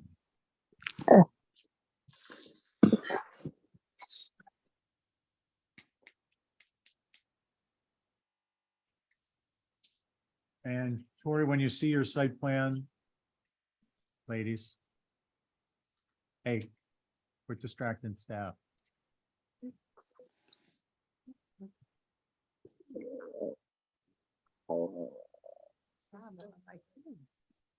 Are they Snickers? They look like dog biscuits. Diane, you're not missing out on the dog biscuits. Grand Ave, can we go to the site plan for the locust? Thanks. Thank you, one. Okay, great. Thank you. Tori? Good evening, everybody. So this is a request to change from a 3-tab to an architectural style asphalt roof shingle. Holly did help me track down, was it 12 Main Street, Holly? which is the same property, which has been readdressed to 1 Grand Avenue. And with that, I'll look forward to your comments. It's Okay. circa 1900. Thank you, Mr. Chair. So 1 Grand Avenue is formerly known as 12 Main Street, when the 89 survey was done. So that's on file circa 1938. It's actually named Rhodes End. 3-tabbed architectural roof to black is appropriate and in the OHD as well. My only concern was obviously historic info and then better photos for the file. I do notate that the structure has over time had some changes to it, but very minimal. And it just would have been helpful to have in the file. But other than that, I have no concerns. Thank you. It's appropriate. Thank you, Holly. Mickey? Well, he can represent. Who'd like to go? I'll go. I just think some photographs of the overall house, sorry, Carrie Thornwell. Some photographs of the overall house would Sure. be good. Yep. But I don't have any concerns either. Okay. Anyone have any concerns No. other than No. photos? Okay. Does anyone have a motion? Motion to approve with photo representation of the building. Okay. On your motion, Aye. Connie, Aye. Abby, Aye. and Aye. I'm an aye. That carries unanimously. And can I just clarify that's through staff? Yes. Okay, great. Thanks. And now we have the infamous Ben Norman, who is zooming to us from some exotic locale on the islands. Ben, you there? 18 Broad Street coming at you. All right. I love the enthusiasm. You're picking our energy levels up. We still got another hour. Here I am. Let's do this. Okay, you want to save change? Okay, once we get the site plan up, it's all yours. You guys, please don't leave crumbs behind. The select board gets mad at us. Nice light.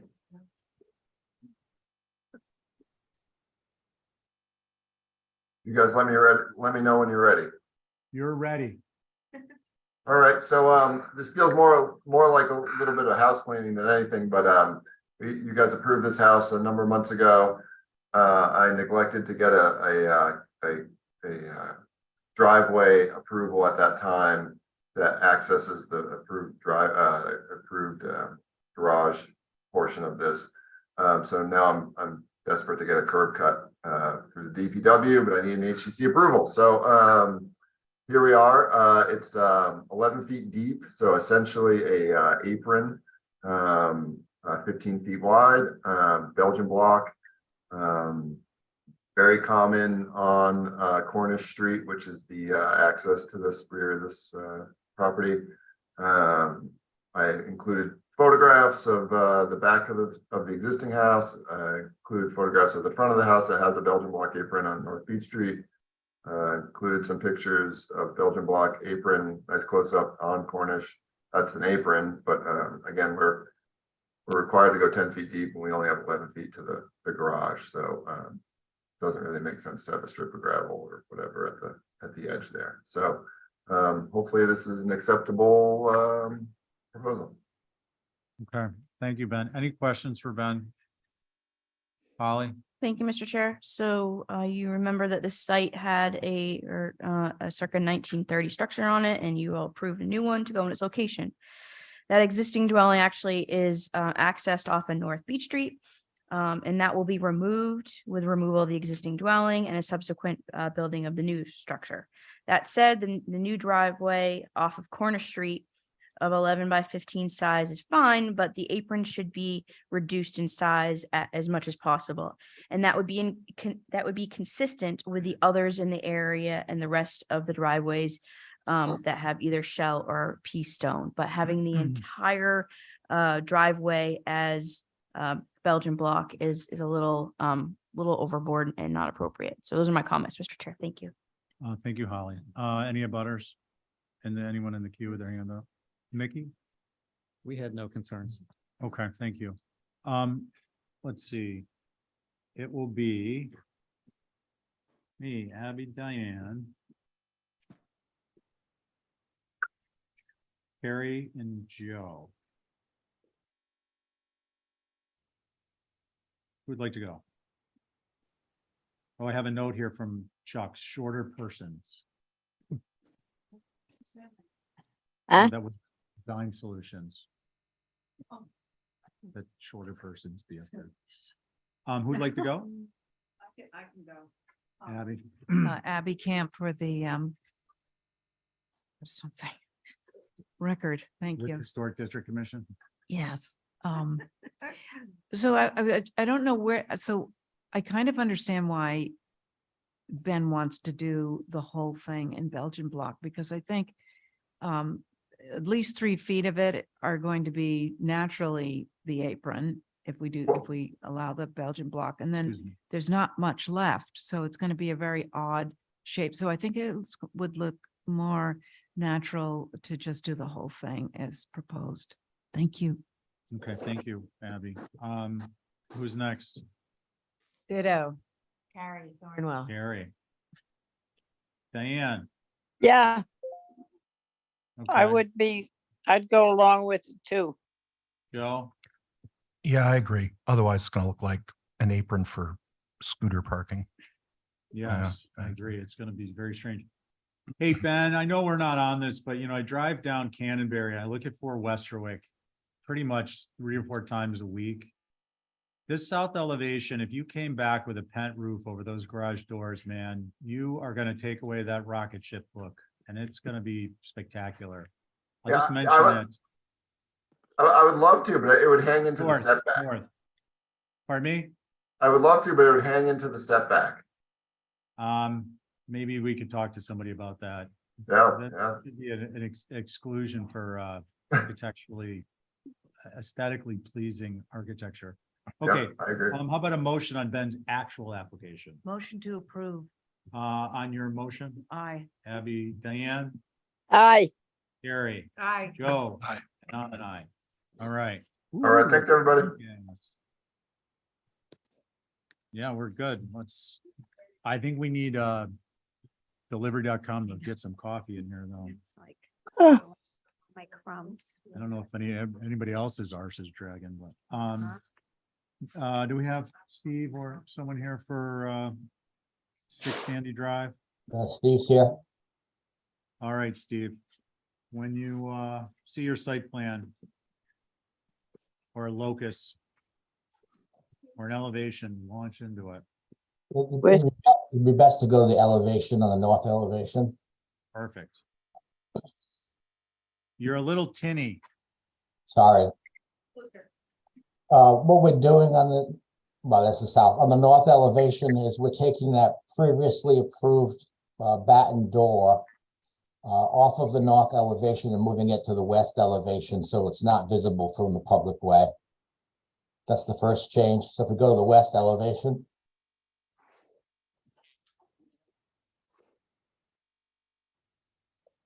You can see it's been moved in the red circle, of course, so that it's hidden from the side, and we changed the staircase a little bit. And so if we go to the south elevation now, we just move that French door to align with the French door above it. That's all. Okay, thank you. Thank you. Holly? Thank you, Mr. Chair. So you all approved this infill this past year. Meets resilient Nantucket elevation certificate on file. The fenestration isn't changing. It's just obviously being relocated and more or less just steps being changed. I have no concerns. Okay. Does anyone have any concerns? No. Does No. anyone have a motion? Motion to approve is submitted. Joe, on your motion. Aye. And I would just want to say your board, excuse me, Oh, is It's natural. Connie and Joe, Diane, Abby, and myself. Did Joe's motion, on your motion, Joe is yes, Connie, Aye. Diane, Aye. Abby, Aye. and I'm an aye. Thank you. Thank you. And you're on to 64 Sankaty. Your board is myself, Abby, Diane, Connie, and Carrie. Thank you very much. If we could scroll down to the site plan or the locus map. There we go. This is a cabana, which is the fourth building on the site. Up on the road, there's an existing garage. Halfway down on the right-hand side of the driveway is the second dwelling. And the main house runs from property line to property line. Beyond that, this pool cabana that was approved is beyond the house, not visible from the public way. The land behind it is owned by the golf course, so that's the golf course area there. And all we're doing is we're adding a door and a window to the basement plan and revising the areaway to it. Thank you. Okay, thank you. Holly? I'm sorry, I didn't request for this to go on consent. I have no concerns. Didn't request. Okay. It was supposed to go on consent. Oh, gotcha. Yeah. And actually, I was just gonna say something on that, just while you bring it up. I think it's, not snarky, but constructive to consider like 6 Sandy Drive and this one. There's been a few where we haven't had any concerns. That when you're doing consents, try and keep these examples in mind. Abby, No. is there anyone who has any concerns? No, No. Is there a motion? motion to approve as Okay, submitted. excellent. Carrie, vote Carrie's motion, for Carrie? the record. Aye. Connie, Aye. Diane, She's gone. Is she gone? Diane, Abby, Aye. and an aye. So that carries 4 in favor, none against. Thank you, We're everybody. gonna move on Have a to good night. Jerry at 138 Orange. Thanks, Steve. Thank you. I'm back. Miss Diane.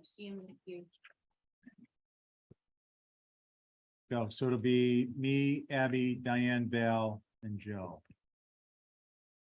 And you don't see him? So we're gonna move to 71 Westchester. Do we see Lisa or Cy? Okay. All right, Lisa, welcome. Diane's back. Okay. Sorry, what? Lisa, we're on 71 Westchester. And it's gonna be me, Abby, Diane, Val, and Joe. Our host this evening will be Lisa Botticelli from Botticelli. and- Okay, here I come. Hi. Sorry, I'm doing this from my phone. Can everybody hear me okay? Yeah. Yes. Okay. So this is just some simple revisions to an existing house on Westchester Street. On the front elevation, there are no changes facing Westchester Street. On the east elevation, we're extending the deck. On the back, which faces into, I don't think it's visible, it faces into the rear yard, is fenestration revisions. And on the west, there were no changes. Okay, thank you. Holly? Thank you, Mr. Chair. So this is a non-contributing circa 1987 structure.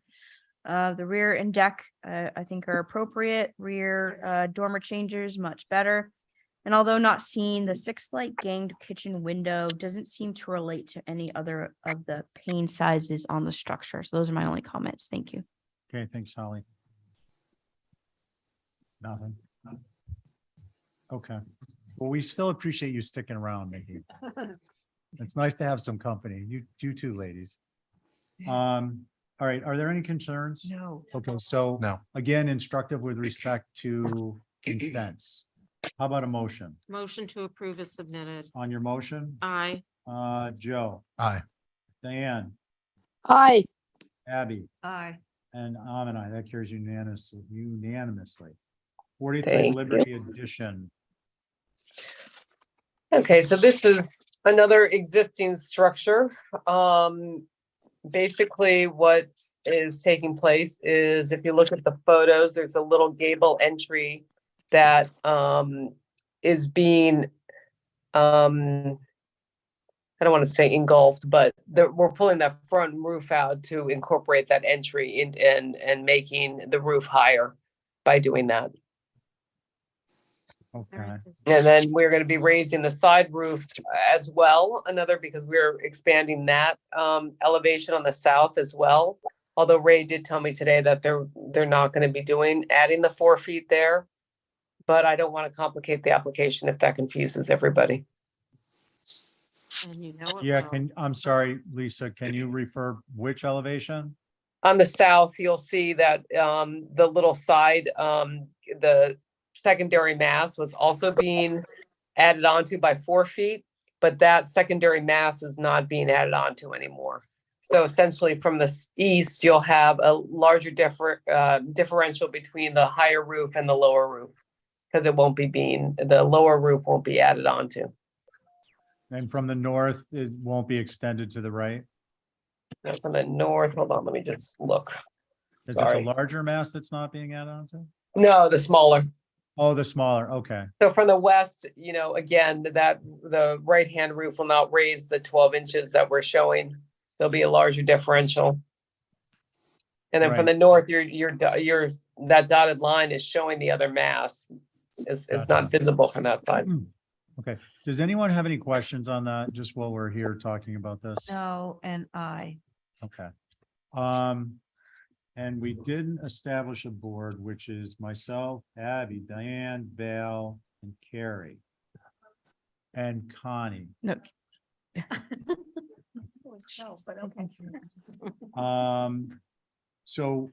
Any concerns? No, Mr. Chair, Holly, I just wanted to read my comments, but I think you'll be fine with it. we got to get your comments in our packet. I know And- that, but when we have a day turnaround, that's like extremely And we- difficult for me. Sorry. Come in 4 days. Put your comments like a little more slowly with emphasis in the right spot. So, No, because sometimes let's I keep don't, going. I just, Is an HTC survey on file for this 1930s contributing cape?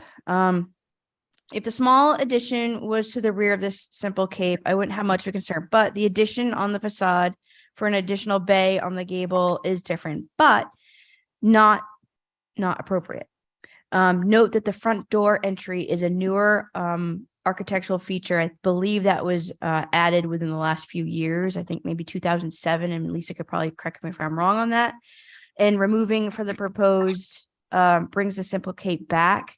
So even with the same roof pitch, so it's just slightly taller. I think it's appropriately sensitive to this 1930s cape. Thank you. Okay, thank you, Holly. And you answered the question I was asked, was the age again. Nothing. Excellent. Thank you, Mickey. Let's see. Gabby, I'm fine with just raising the main mass. I've just, my question is, are we gonna lose the proportion of the windows to that? If this goes up a foot, I guess not. Okay. I thought. You mean to the maybe- eve line? To the eve line? Yeah, no, so you're just moving the main mass up a foot, right? Yeah. Yeah. You're so pulling I that was wall just- out, so the proportion, the relationship of the windows to the eave will remain the same. Yeah. Yeah. I was just wondering if those windows shouldn't be getting bigger, but that's not part of this application, so I think I'm fine with it. okay, thank Okay. you, Abby. Diane? There you go. Yes. I agree. You agree. Okay, thank you. Val, Perfectly fine. and this is as drawn or? like the- I would make a motion Just to wait a minute. approve through staff with the addition on the subordinate mass removed. They were suggesting they were going to do, Okay, so they don't have to come back again. and I would just like to hold just for a moment, Connie. No concerns. Okay, so on Val's motion, which I think should be an exhibit A, Okay, and that's what your motion is, exhibit A? yeah. Can we get your vote on your motion? Val, Aye. Abby, Aye. Diane, Aye. Connie, Aye. and I. Okay, that carries unanimously. I Thank need you to so much, call everybody. Next two, they're my You're people. welcome. Have a good evening. You too. Next two people. Okay, so we're gonna have Oh, I'm- myself, Abby, Diane, Carrie, and Joe for the next two. Boy, we are cooking with gas.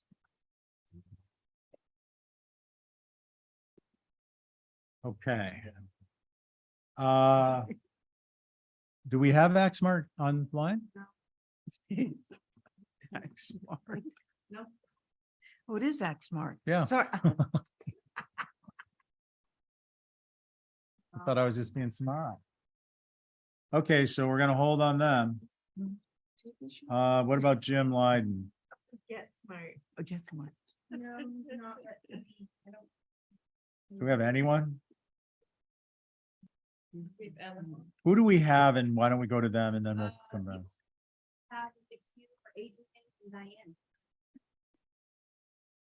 Oh, Thank you. why don't we, is Matt? Oh, it's gone. He's actually gone. He's holding something. Oh, no, you've been here this whole, Oh, no. yeah, guys, if we get a hold, please, I'm just saying. If we get a hold, please let us know as soon as you know. That's all. Is there anybody left? Ladies, we are sorry, we didn't give you that information earlier tonight. Hi, Robbie. No, they're butters. So that's, They were for both. Oh, they were here for another, they were here Will for you- Sandy too, so. will you, excuse me, will you please make a note that that's one strike on that application? Okay. Because he's withheld it with a butters present. I don't think you need them here. It doesn't matter. Okay, no one else in the queue? Nope. Structures Unlimited. Oh, so just to jump to incomplete applications. I would ask, who's the appropriate administrative staff person to follow up with these applicants? You'll do that? Okay, I just want to make sure we're clear in what the expectation is. Do we have approval of the minutes of September 5th? Any concerns about the minutes of September 5th? Motion? Motion. Okay, wait, hold on. Do we have a motion on the minutes of September 5th? Anyone? Motion to approve the minutes for Oh, September thank 5th. you. I thought I was gonna have to get a ventriloquist. Joe, on your motion, Aye. Abby, Aye. Diane.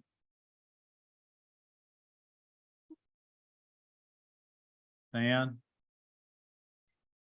This is for minutes of September 5th. She's still muted. Val, Aye. I'm abstaining. And Connie, Aye. okay. Aye. Now can you hear me? Yep. Aye. Thank you, Diane. If somebody comes in the queue, please let me know. Abby, you had a question about potential items for Potential discussion? items. So we have review policy on move demo hearings in relation to new dwellings. All right, well, I will see you Okay. in the morning before you. But I wanted to review the policy of move demo for old dwellings. So why don't we just add, because they're gonna be separate but alike. Can, Esme, will you please add replicate review policy of move demo hearings in relation to new dwellings and instead of new, make it old as the next one?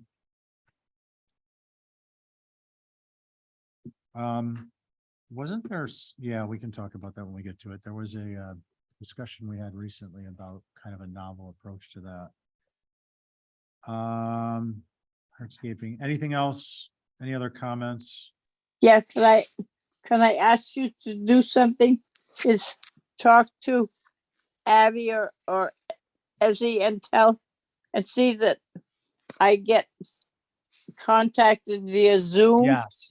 Yep. So, who will be reaching out to Diane tomorrow about the interview time? And Holly, do you have a particular time in mind? Diane, would you be able to be available at 9:30 via Zoom? Yeah. I get Okay. up about 4 o'clock in the morning. All right. Okay, So, so Diane, if you don't receive an email from Holly tomorrow in the morning by what time? 9, 9 give her a call. It means that there's a problem getting you the link and maybe she can text it to you instead. Okay? Right. Well, I don't know what was, you said you were having trouble with the iPads tonight. Yep. I don't know what was, I have reconnected at least 10 times this evening. Okay. I Yeah, don't know that's maybe, what it I don't is. know. Maybe it's a solar flare. Yes. Okay, no, Something. we appreciate you sticking it out. How about a John McLaughlin? I make a motion to adjourn. On your motion, John, Aye. Abby, Aye. Val, Joe? Aye. And I'm an aye. Carries unanimously.